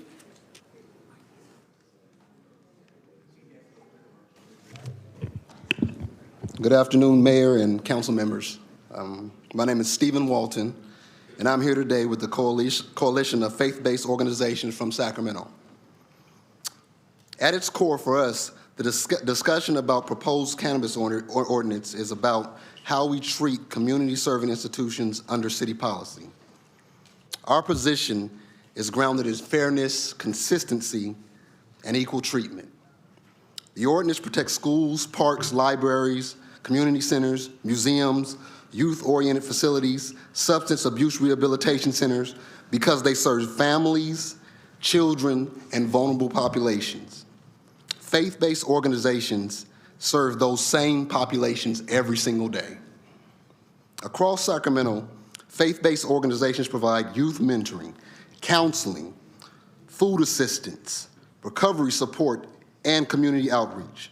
In many neighborhoods, they are among the most trusted community institutions. The question is simple. If we protect other community-serving organizations because of the people they serve, why would we treat faith-based organizations any differently? We are not requesting, as many have said, special treatment. We're requesting equal treatment. So the ordinance before you today gets it right. It includes churches and faith congregations on the sensitive use list and applying the 600-foot buffer afforded to other community-serving uses. We urge you to adopt this ordinance as drafted and retain these protections. Thank you. Bishop Katie Weldon. Bishop Weldon is our final speaker.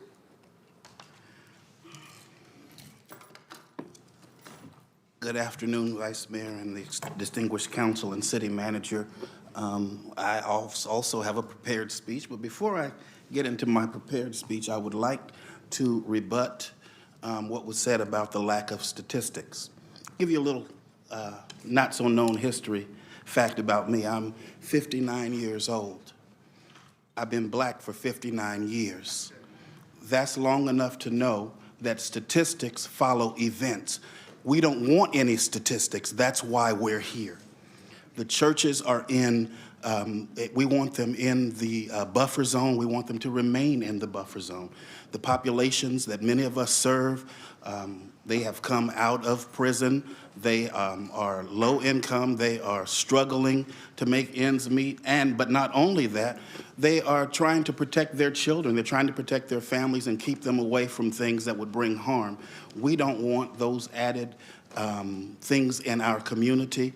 We want to make sure that at least there is 600 feet or whatever the buffer zone is. There's enough space around our churches that we can feel safe. Listen, I do enough funerals and enough memorial services. I think you ought to include funeral homes as well, because I get high going to funerals now. It's everywhere. I understand that, but we believe that the churches need to be a safe place. The buildings that we have, the centers that we worship in, are called sanctuaries.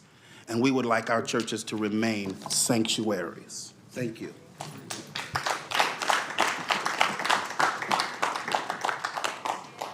Public comment on item number 18. We'll move to council comments. Yes, Councilmember Kaplan. Thank you, Mayor. I also want to take the time of everybody coming to have this discussion. It is always a difficult one because it brings up a lot of emotion.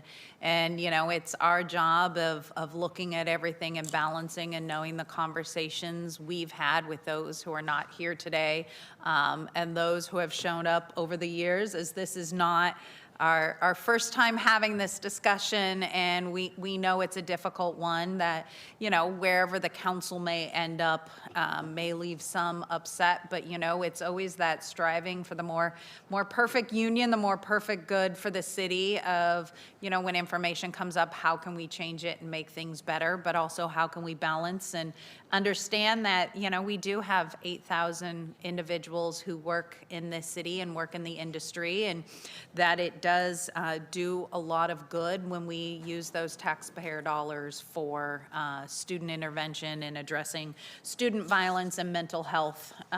So I want to thank staff. This has not been an easy process. I want to thank Councilmember Maple for her leadership on Law and Ledge and shepherding through this and having a lot of the tough conversations. I am 99% there in front of council members. This is something that I brought up. It's really important to District 1. It is keeping everything the same, but just as you see, subject to the form being approved by our city attorney, expanding the buffer for high schools. I'm uniquely situated in my district. We have a fair amount of high schools as well as charter schools, and some of these are in the commercial areas. And we know, and having been, as you all know, a school board member for 2 decades, there's statistics, and then there's the kids that I follow around in the morning. Late Start Wednesday is a perfect example of watching them wander around our community. And sometimes it is what's in front of them. How easy is it to get access? And in my district, that 1,000-foot buffer would really help with some of those commercial areas where we have our charter high schools, because there is space that they can be located in them, but the 1,000-foot buffer does make it a little bit more difficult specifically there. So I appreciate the addition of adding in our faith-based institutions back in as for sensitive use and the balance of what staff did. I would like to make a motion to move this forward with the amendment of adding the 1,000-foot buffer for high schools as part of what we consider. We have a motion and a second. Mayor Pro Tem Guerra. Thank you very much, and I'm glad we're at a better spot. I think when this came before us, the proposal had a number of concerns. One, eliminating the council call-up. I think every council member should have the opportunity to work with their community, and if things are not working the way that they should, if communication hasn't worked out between the community and an applicant, that a council member should be able to have a de novo hearing at the council and be able to exercise that ability. You know, and because of it, you know, I think the tool itself has never had to be used. In fact, when people have threatened to not communicate with each other, you know, and I would say, hey, look, well then we're going to have this at the council hearing, and then immediately people start talking to each other and get to finding a good resolution. So I think bringing back the council call-up provision, it's a safeguard for every district, is important. The second, I do want to thank Pastor Walton for convening a number of our faith-based leaders, and I think we had about 17 or so that showed up to represent their congregations and discuss the concerns that they had. And I think they're right, about making sure that we have, parity, equality, treating the same. And I think about most recently, a faith-based facility that decided on Friday nights to be able to host, beginner skate park nights in their area now. Trips and falls, that's on their issue, whether they want to take on that liability, but it was to bring kids in, and so there were a number of kids from, 4 and 5 year olds to teens all together, and using a facility that didn't have a lot of use on Friday nights. And so it was a place to create safety. So I do think that's important. I was particularly moved by some of the pastors who talked about how they've used, faith as a way to address the challenges of addiction and to be able to bring community to help those who are suffering through that. And those places become a way for the community to help, immense challenges that individuals have facing with addiction. So I think that it's completely appropriate.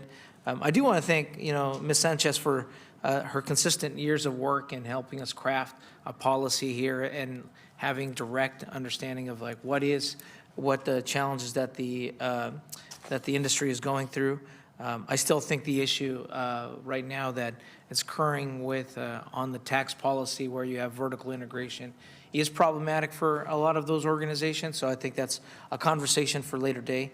But this is one where I disagree with Ms. Sanchez, but I do want to thank you for consistently providing insight on how we can move forward. Also, and then getting to the point about how we move forward here. There are folks here who have been involved in this for the last 10 years, and it has been difficult. It has been a challenge, but making sure that we're proceeding with caution. Again, I was one of those early folks who was not supportive of moving with the cannabis industry.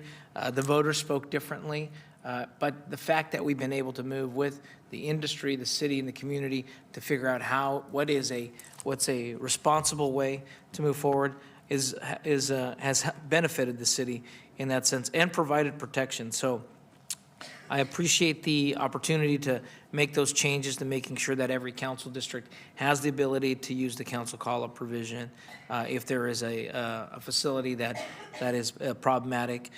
Also, there's a fairness question, again, both for faith-based organizations and for the operators. I think the operators also, they invest a lot of time, energy. They take the precautions about where they decide to locate. And so if a sensitive use chooses to locate next to an operator, well, then that's on that use's concern. I think the operators have done a lot to understand, where the boundaries are. And then finally, I agree. I think the distance, the proximity between dispensaries and is critical. That proliferation, we saw that with smoke shops, where in my district you had smoke shop after smoke shop locating next to each other, and I would not like to repeat that mistake with dispensaries as well. So I want to thank my colleague. I'll support the motion expanding. I think high schools is an important factor as well. I think that 1,000 feet, particularly with teens, is not too much to ask. I know that it creates a limited space, but those are spaces that I think need to be, particularly after school, where kids are hanging out. They usually hang out around the campus. I remember being a high school kid hanging around in the parking lot after school. 1,000 feet is 2 blocks. It's not asking a lot. I think that's appropriate for the high school provision. So appreciate those comments, and I just want to thank staff for, I know it was a rocky last hearing, but these are essential that we go back to the council call-up provision. Even in the industrial sector, they have to go through the CUP process. Do we need a deeper conversation about how we make the CUP process more efficient, more cost-effective, whether you're, a coffee roaster or a restaurant or a business, other type of business. Yes, I think the CUP process needs, a better way of executing. But thank you again for staff for responding to those concerns. Thank you. Councilmember Maple. All right, thank you, Mayor. And want to echo my colleague here and say thank you to staff for all the work. I know this has been years in the making now and has had many different iterations. I know that people have strong feelings on all sides of this issue. And so I just want to appreciate everyone who showed up today, everyone who's written in. Appreciate you being here and hearing from you. I also want to thank the staff for listening. So it's very clear based on the staff report that's here today that we do listen, that they are taking into account the feedback from different organizations, from people, from our faith community, and so I think that's very clearly reflected here. Even though it may not be what everyone agrees on, I think it's clear that we listen. I think there's one thing that I didn't hear today as much, but I think it's important to note in this whole context, and that is the elephant in the room, which is the illicit market. So when you say you go to the park and you smell someone smoking, guess what? Probably from an illegal dealer. When you see someone who's gone and, especially a young person who's accessed it, definitely from an illegal dealer.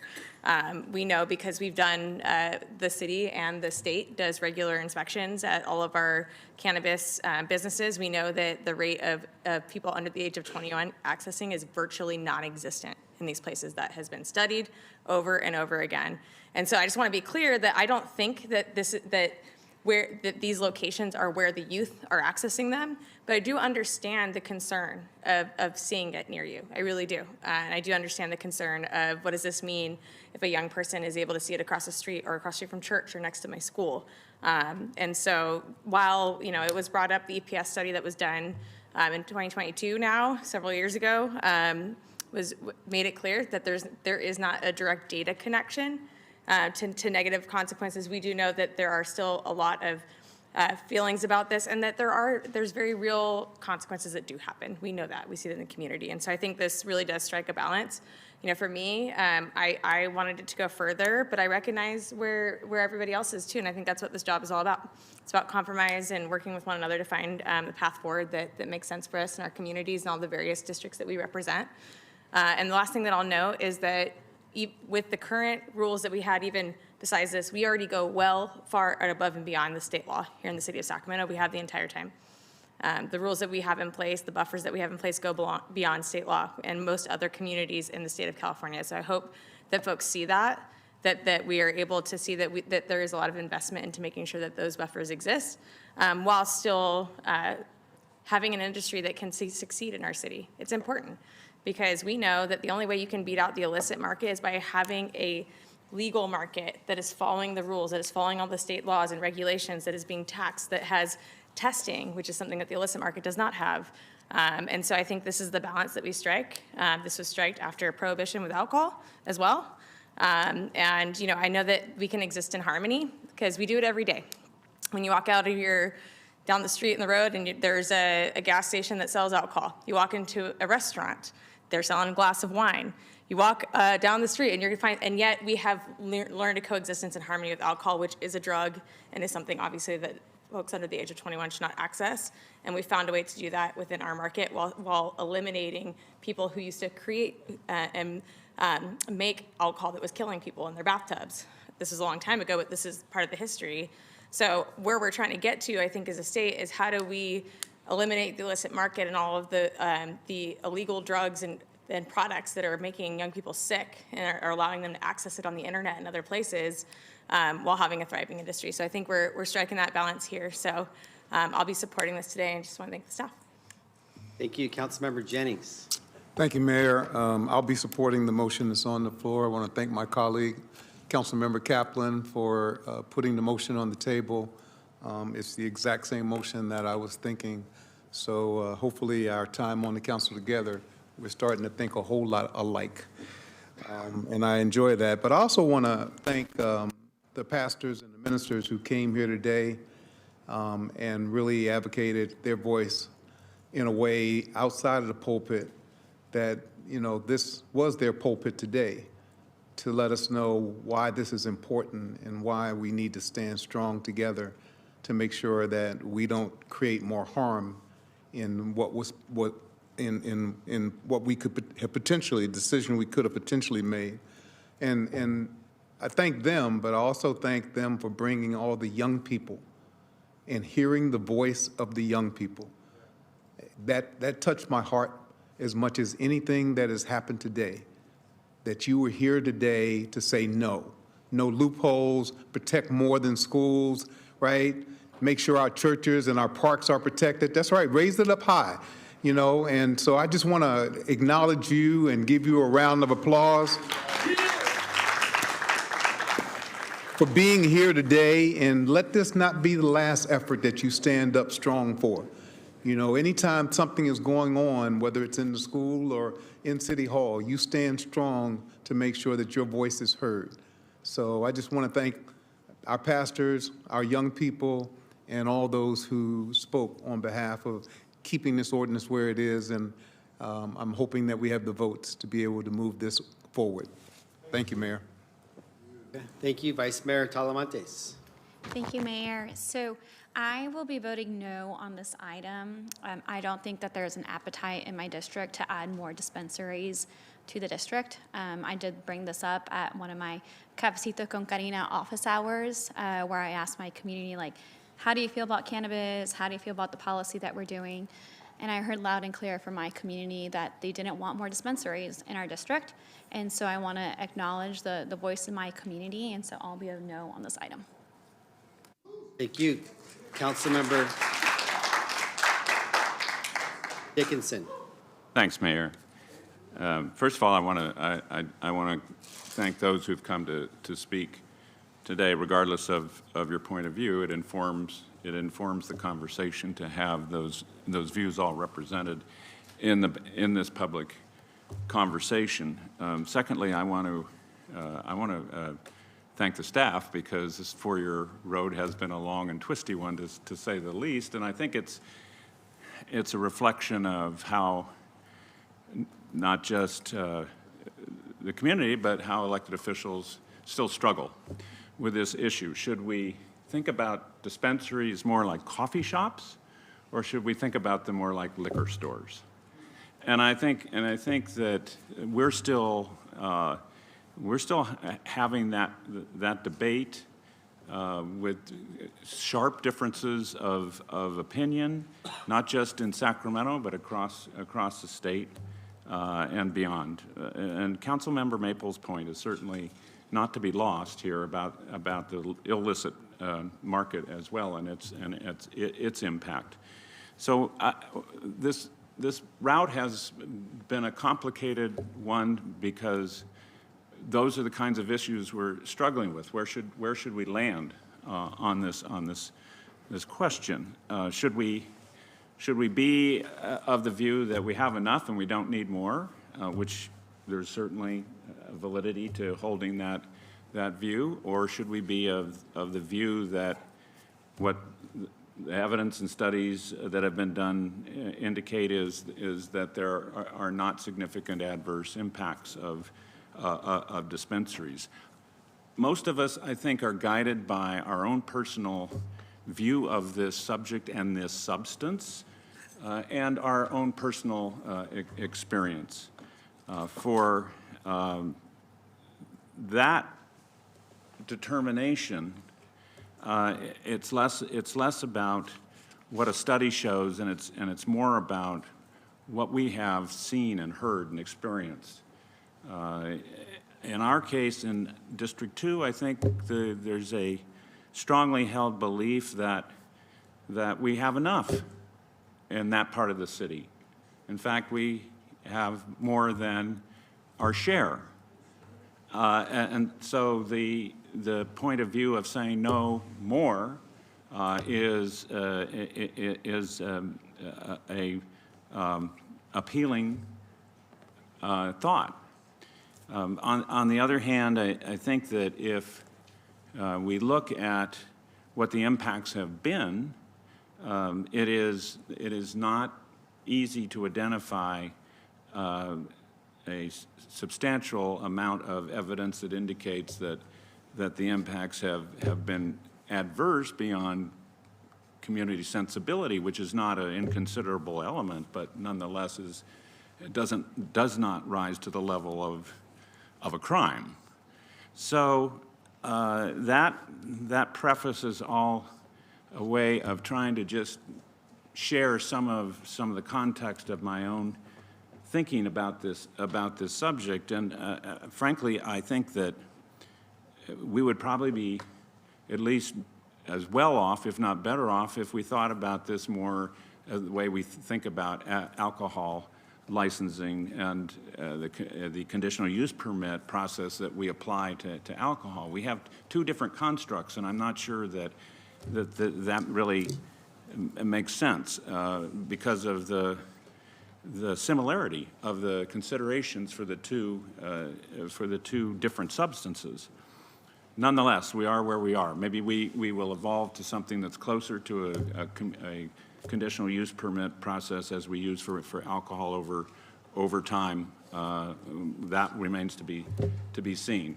In this instance, there are a couple things that I do conclude. One is I think that restoring the call-up procedure is a sound step. I think that makes a lot of sense in this context. It's such a sensitive and remains such a sensitive subject. I also believe that providing the same treatment for faith-based institutions as we do for a host of other public uses makes sense. And so I support that, and I appreciate the advocacy of those who have carried that issue and raised it when it was not initially included, and we have responded to that, and I think appropriately so. I also think about, frankly, something we're not doing in this ordinance, which is with respect, I think it was to production and testing of making it a zoning administrator decision for approval as opposed to a CUP approval with greater than 600 feet, because those, frankly, can be uses, as I've seen, that can have some neighborhood impacts as well. But that we will leave for another day.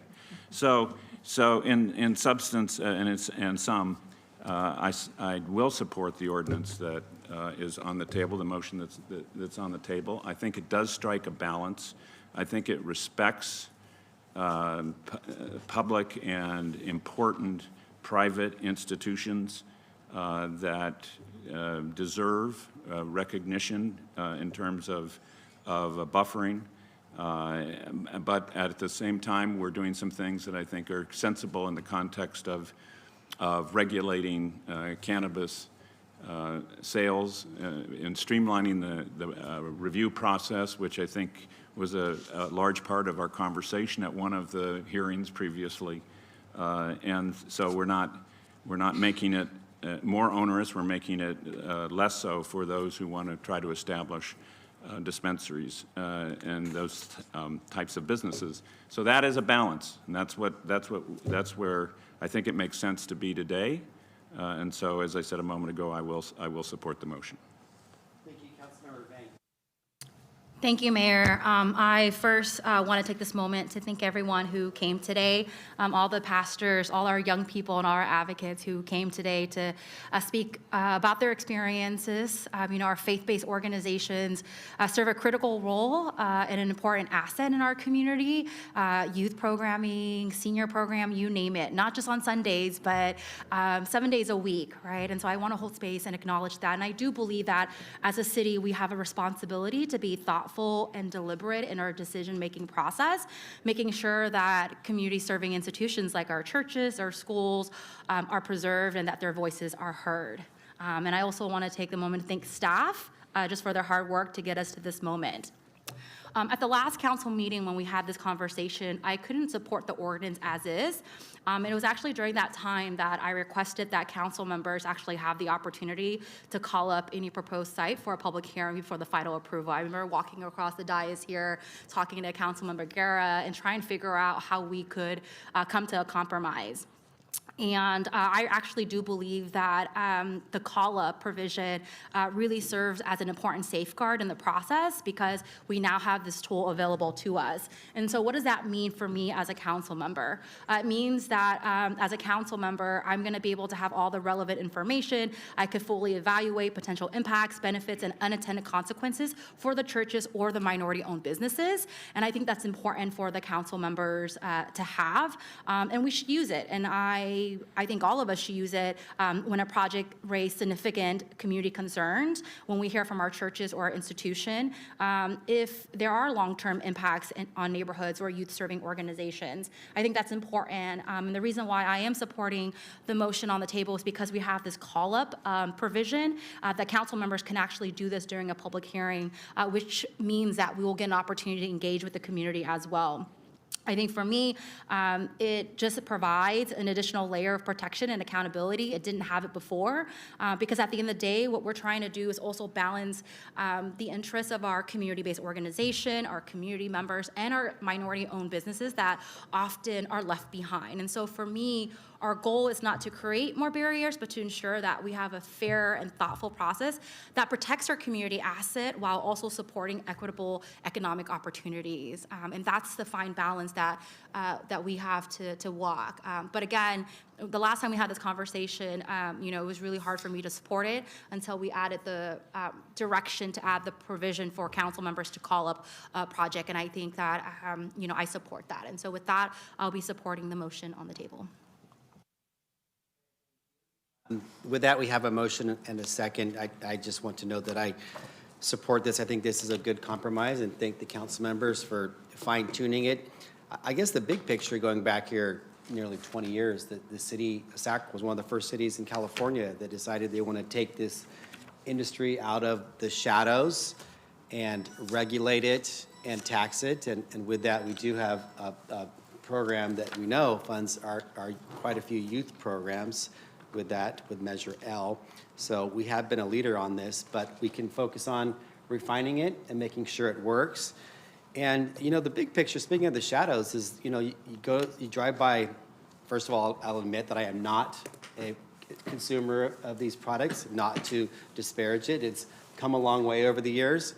But my understanding, some of the fastest growing consumers are older people, and they don't want to have to go buy stuff in the shadows. And like as Mr. Dickinson said, want to make sure the products are tested and safe and so forth. So having these lounges of a legal product is something that anybody would want to do. I will note that this is a very issue to my life. I have teenage kids, and for those council members with little ones, teenage years is rough, right, Councilmember Vang?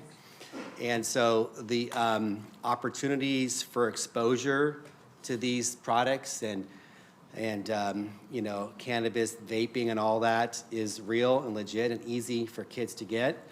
But I will say, I'm 99% certain that it's not through these legalized cannabis shops. It's through other places that they can easily get them online or through other illicit entities, but it's not through our licensed cannabis shops. And then lastly, as Councilmember Guerra noted, I had a district just like all of you, and I remember, getting inquiries about, nuisance properties and liquor stores, and having seen cannabis locations in the city now for nearly 15 years. Rarely are there from problems around our cannabis locations. So with that, I think this is the sound approach and continues the city of Sacramento having smart regulations related to this industry. So with that, we have a motion and a second. All those in favor, please say aye. Aye. Okay, there's one. Okay. It's 8 ayes, 1 no. That is, we have closed the public hearing and a no for Councilmember Talamantes. All others in favor, no motion passes. Thank you.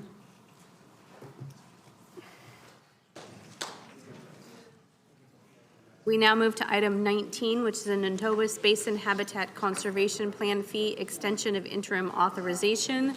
And I do need a 4/5 vote on this item. Oh, I thought that was a real person.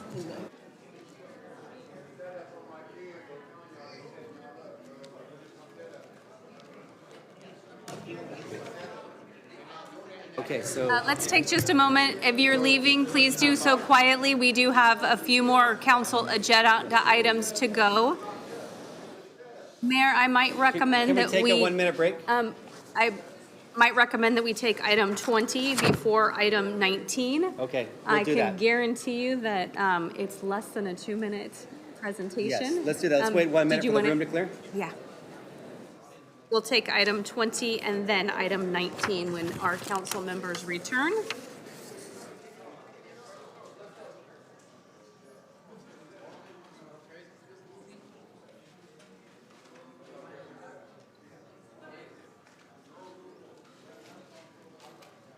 Oh, that's what I was saying, give them a minute. We could even take item 21. That's what I was saying.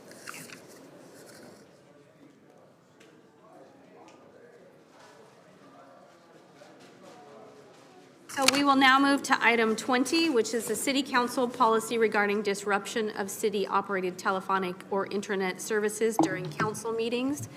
This is from my office, and I can guarantee you it's less than a 2-minute presentation. Good afternoon, Mayor, council members, and charter officers. I'm Wendy Clark-Johnson, the Assistant City Clerk. As you know, last year, Governor Newsom signed the Brown Act Modernization Act, commonly known as Senate Bill 707, into legislation. This legislation requires that the Sacramento City Council, as an eligible legislative body, to provide opportunities for remote public participation during city council meetings.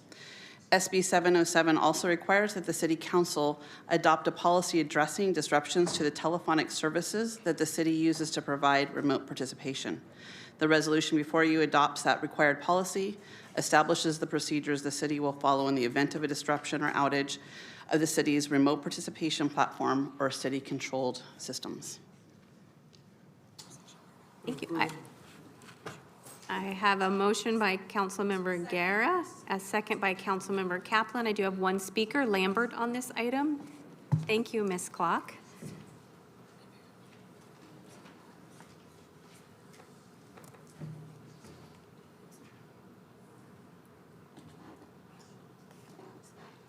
I was under the impression that this might address what we've been concerned about, which is there's no more call-in. And it was disrupted by a guy who shook up City Hall to the core. And ever since he did that, a lot of seniors I know where I come from have asked me that you should turn the phone system back on to accept their calls. They can't come down here. So that's to me, that's a freedom of speech issue.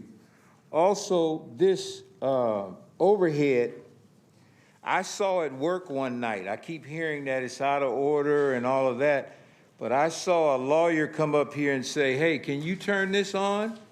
And somebody got up and turned it on. So I think it's intentional that something's wrong with this. There's nothing wrong with this. They turned that on. And it was a long meeting that lasted until 11:30 at night. So it was just one of the meetings. It's easy to go look up. All you got to do is go back and look at what was the last city council meeting that went to 11:30, and they turned this on. This should be on. I mean, nobody wants to show something like this or turn our backs on you and show it to the public. You should be able to show that. And internet services, if this is talking about remote working, I'm a person that says that I don't believe people working remotely should get a raise. What are they doing getting paid for internet service at their home? That's abuse of COVID to me. People working remotely should not get a raise. What's your raise for? You're already saving money by being at home. Mayor, that concludes our public comment on this item. You do have a motion by Councilmember Guerra and a second by Kaplan. Okay, thank you. All's in favor, please say aye. Aye. Seeing no noes or abstentions, item passes 9-0. Thank you, Ms. Clock. We'll move back to item 19, the Natomas Basin Habitat Conservation Plan fee, extension of interim authorization.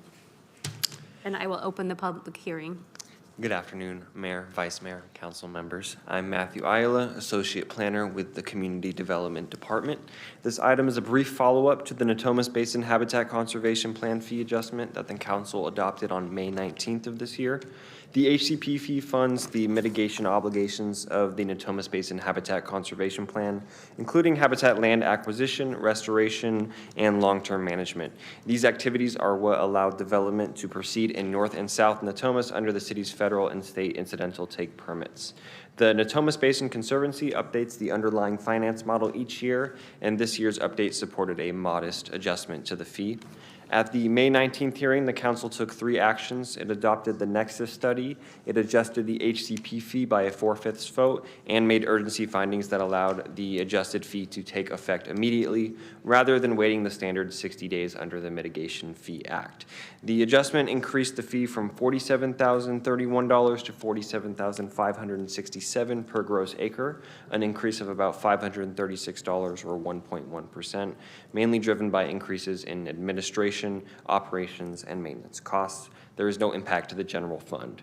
That immediate authorization is only effective for 30 days. Today's action extends it for an additional 30 days, bridging the gap until the fee takes permanent effect on its own terms on July 18th, which is 60 days from the original adoption. The effect of this is that the adjusted fee stays continuous in place through the grading season with no lapse in coverage. I'll note that there are no changes to the fee amount or Nexus study. This is purely the procedural step to maintain what the council already approved. Like the original action, this extension also requires a 4/5 vote. Staff recommends the adoption of the resolution extending the interim authorization and is available for any questions. Thank you. Councilmember, do we have public comment on this? No. No public comment. Councilmember Kaplan. Want to thank staff, and I'll make a motion to close the public hearing and adopt the fee proposal as presented. I'll second. Motion and second. All those in favor, please say aye. Aye. Any noes or abstentions? Seeing none. We now move to item 21, which is the 2027 Sacramento Housing and Redevelopment Agency, SHRA, one-year action plan, federal programs allocation process workshop number 2. Good afternoon. My name is Stephanie Green. I'm the program manager for federal programs at SHRA. Tonight I'm presenting workshop number 2 for the 2027 one-year annual action plan for the city of Sacramento.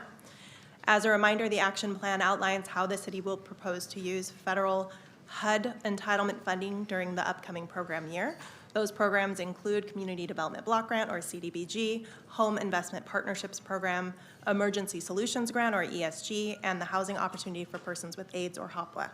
This action plan process began earlier this year with Workshop 1 in February, and since then, staff have been working closely with the city departments to identify and evaluate potential projects. Today's workshop, I'll review the estimated funding allocations, present the draft list of projects, and we would like to receive any input before the action plan is finalized later this year. Starting off with CDBG for 2027, we estimate the city will receive about $4.9 million, and this is an estimate based off of prior year's allocations. This slide provides a high-level breakdown of how those funds are proposed to be allocated among the eligible activity categories. As in prior years, public services are capped at 15% of the entitlement, and administration is capped at 20%. We're currently estimating about $670,000 for public services, which is below the allowable cap, and administration is estimated at about $790,000, which is well below the HUD maximum of $910,000. Oh, let me go back, sorry. Another major component of the budget is the required HUD loan repayment associated with Marisol Village. This is estimated at about $1.29 million for 2027. After accounting for these allocations, the remaining funding is for infrastructure and public facilities, housing rehab and preservation, and a small capital reserve for potential project adjustments. Overall, we're proposing about $1.55 million for infrastructure and public facilities and about $405,000 for housing-related activities. SHRA received over $3 million in infrastructure and public facility requests from city departments and elected officials. These requests were evaluated for eligibility, readiness and feasibility, benefit to low-mod income residents, and alignment with our consolidated plan. The requests include a wide range of improvements, including complete streets and pedestrian projects, park and recreation facility improvements, and community facility upgrades. This slide and the next show each of the projects proposed, grouped by district. We had 3 requests in District 1, 3 in District 2, 1 in District 3, and 1 in District 4. In District 6, we have 1, 5 in District 7, although they are all at the same park and they are separate activities, 1 in District 8, and 1 that would provide citywide services.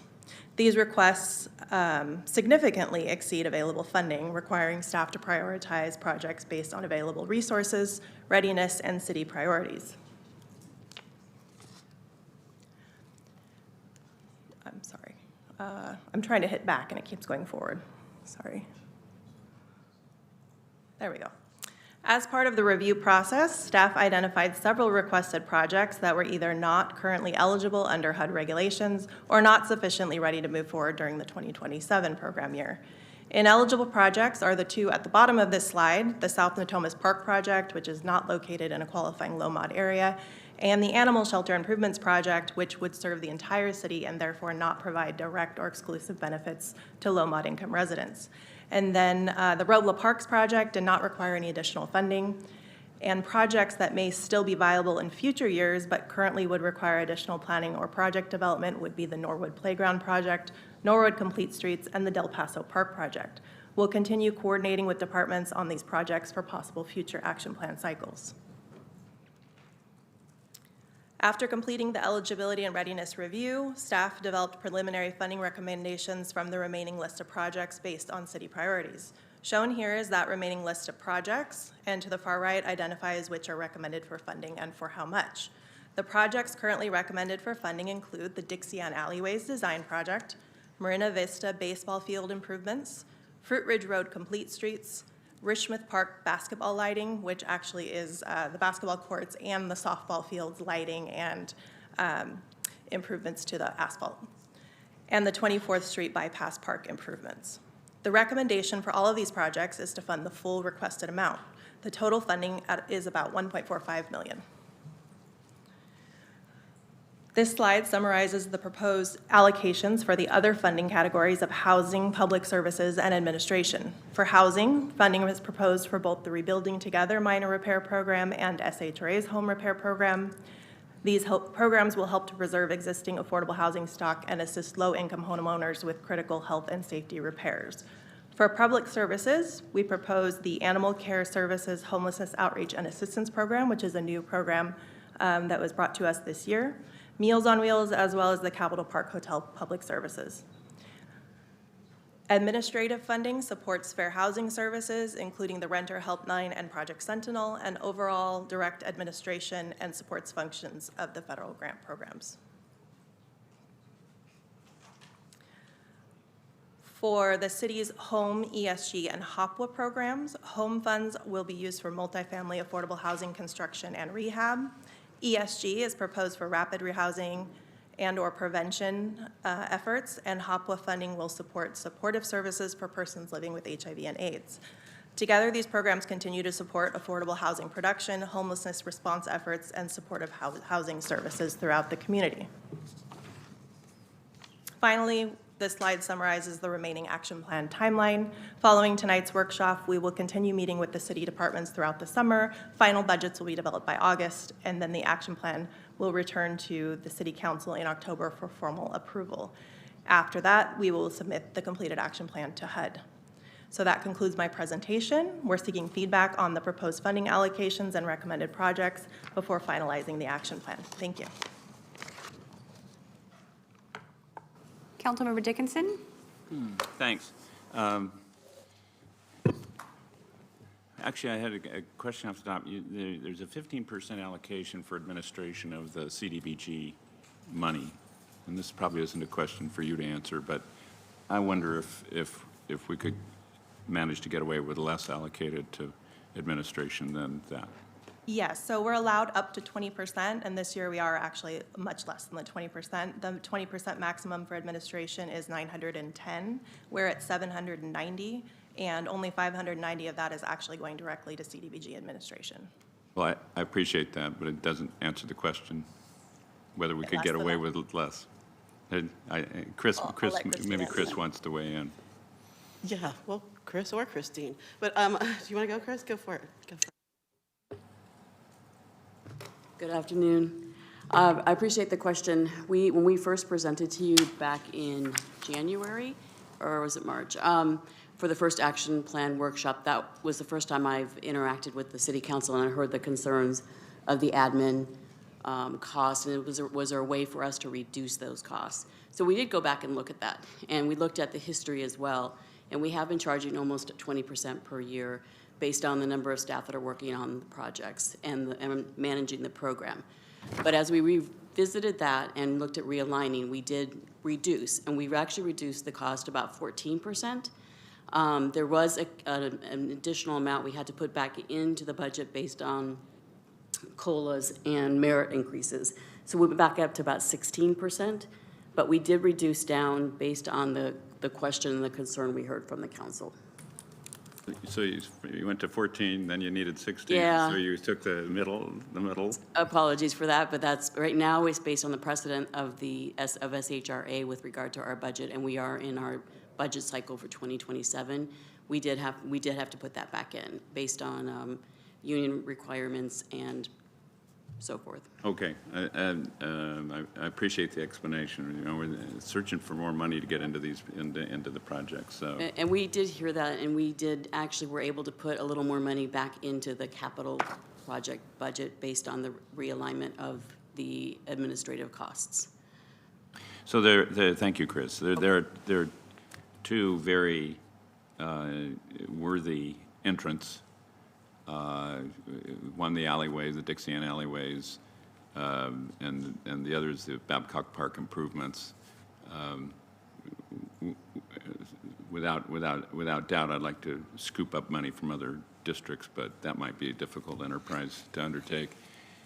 I'm trying to figure out whether there's a reason in particular that you looked at the alleyways as opposed to the park improvements at this point, and recognizing that we've got a mobility study going on right now along Arden Way as well, that's going to make some recommendations, and whether this is connected to that in some fashion. But we also have work that's being done at Babcock Park, and we're going to take, hopefully one of these days, open that. So I don't know whether the best way to resolve that particular conundrum is cage fighting. That seems to be in vogue with certain people these days. But can you comment on that from your perspective? Yeah, I mean, we certainly could fund Dixie on alleyways over the park project. I think, we were going based off some staff priorities, but also, we funded parks projects last year and didn't fund any transportation projects. And so this year we thought we might try to balance it a little bit and do some transportation projects as well. But, we're open to comments. That's why we're here. Well, this is just the planning money for the alleyways. This is just be planning money for the alleyways, right? Yeah. Yes, I believe so, yes. And so, in order to actually make those improvements, we would have to find another much larger source to accomplish that, right? Yes, and while we could use funding CDBG for planning, there is one, concern there where if we use it for planning and we don't end up with a project ultimately, then that money will actually have to be categorized as admin, under the admin category. So, that is a bit of a concern when we're using CDBG funds for planning projects only. So we would like to see a project move forward that is pretty sure that it's going to move forward and actually break ground. Yeah, well, and that's really, it starts to get to the core of it, which is what can we actually deliver? Maybe Leslie's got a comment on this, but if we can, I would tend to say if we can actually deliver the park improvements, maybe that's what we ought to do as opposed to planning for something else, which has got great merit to it, but how do we actually fund the project? So maybe this may not be a conversation that has to happen right here and now. Maybe this is something we all talk about together later, since we're not taking action today, but I'm interested if you have a comment. Yes, sir. I do have a couple comments as it relates to the Dixie Ann alleyway improvements, and I think we certainly can revisit that and see if we prioritize the park improvements instead. But I will say that the Dixie Ann street improvements are in some ways tied to the Arden Way HSC grant that was provided, so there were some match requirements for some of those improvements. And it's my understanding this is tied to some of that match requirement, but we can revisit it as we are just approaching this list for your input today. And before we finalize the list, we'll have some more conversations internally with the Public Works Department, the Parks Department, and certainly CDBG staff and your staff.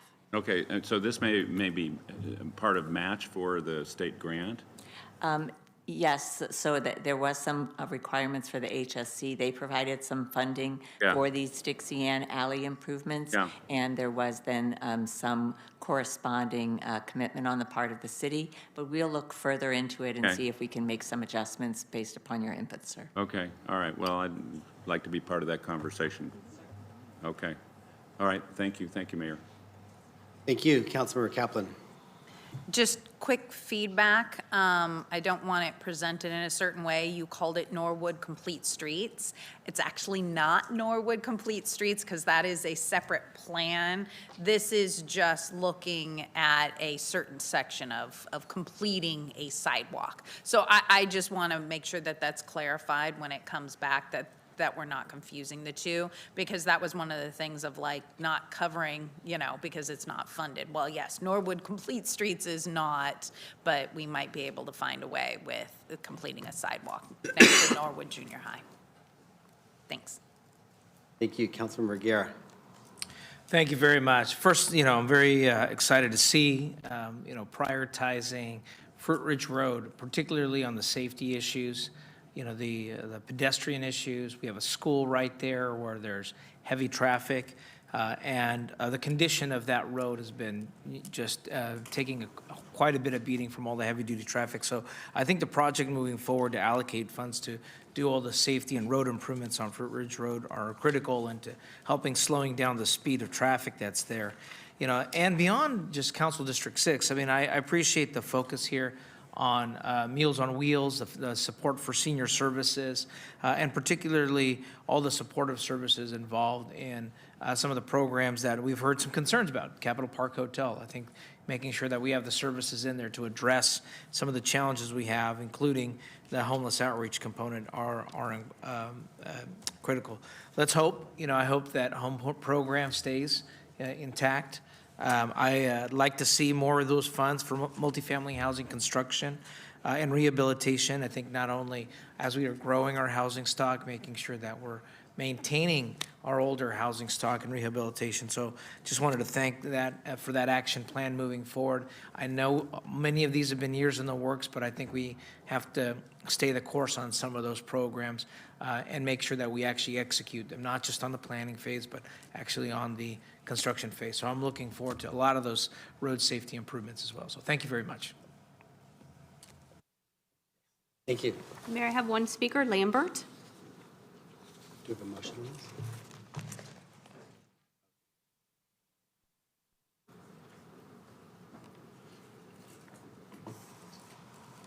I wasn't sure exactly what this was talking about, but then as a native, knowing that there's over 20 communities in District 2, right away when I heard Dixie Ann, I know what that is, and I know what's going on right there.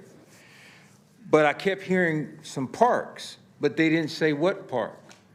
So maybe Leslie Fritchie can and somebody can give me clarity, because there are parks, there's many parks in District 2. Somebody said Del Paso Park. A lot of people think Del Paso Park is in Del Paso Heights. It's not. It's near, if my memory's good, it's near Harry Renfrey Park, which is a different location. How do I know Harry Renfrey Park?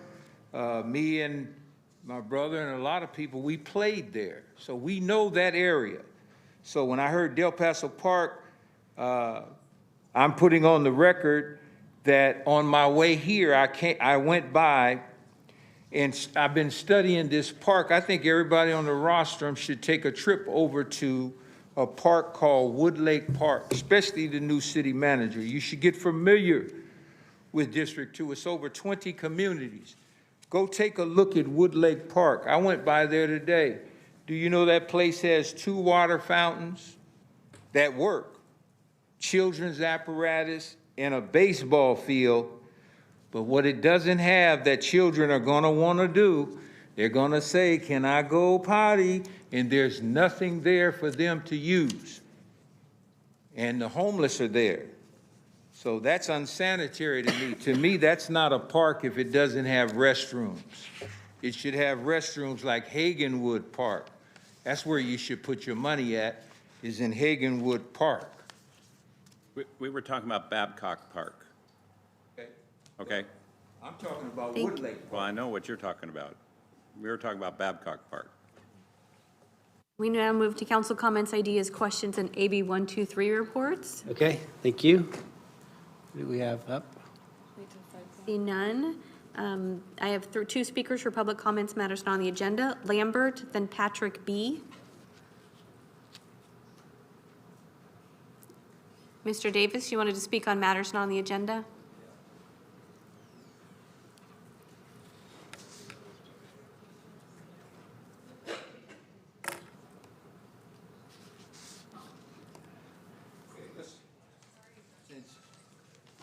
You brought that up about Babcock Park and all of that. Let me bring something up that we're very concerned about.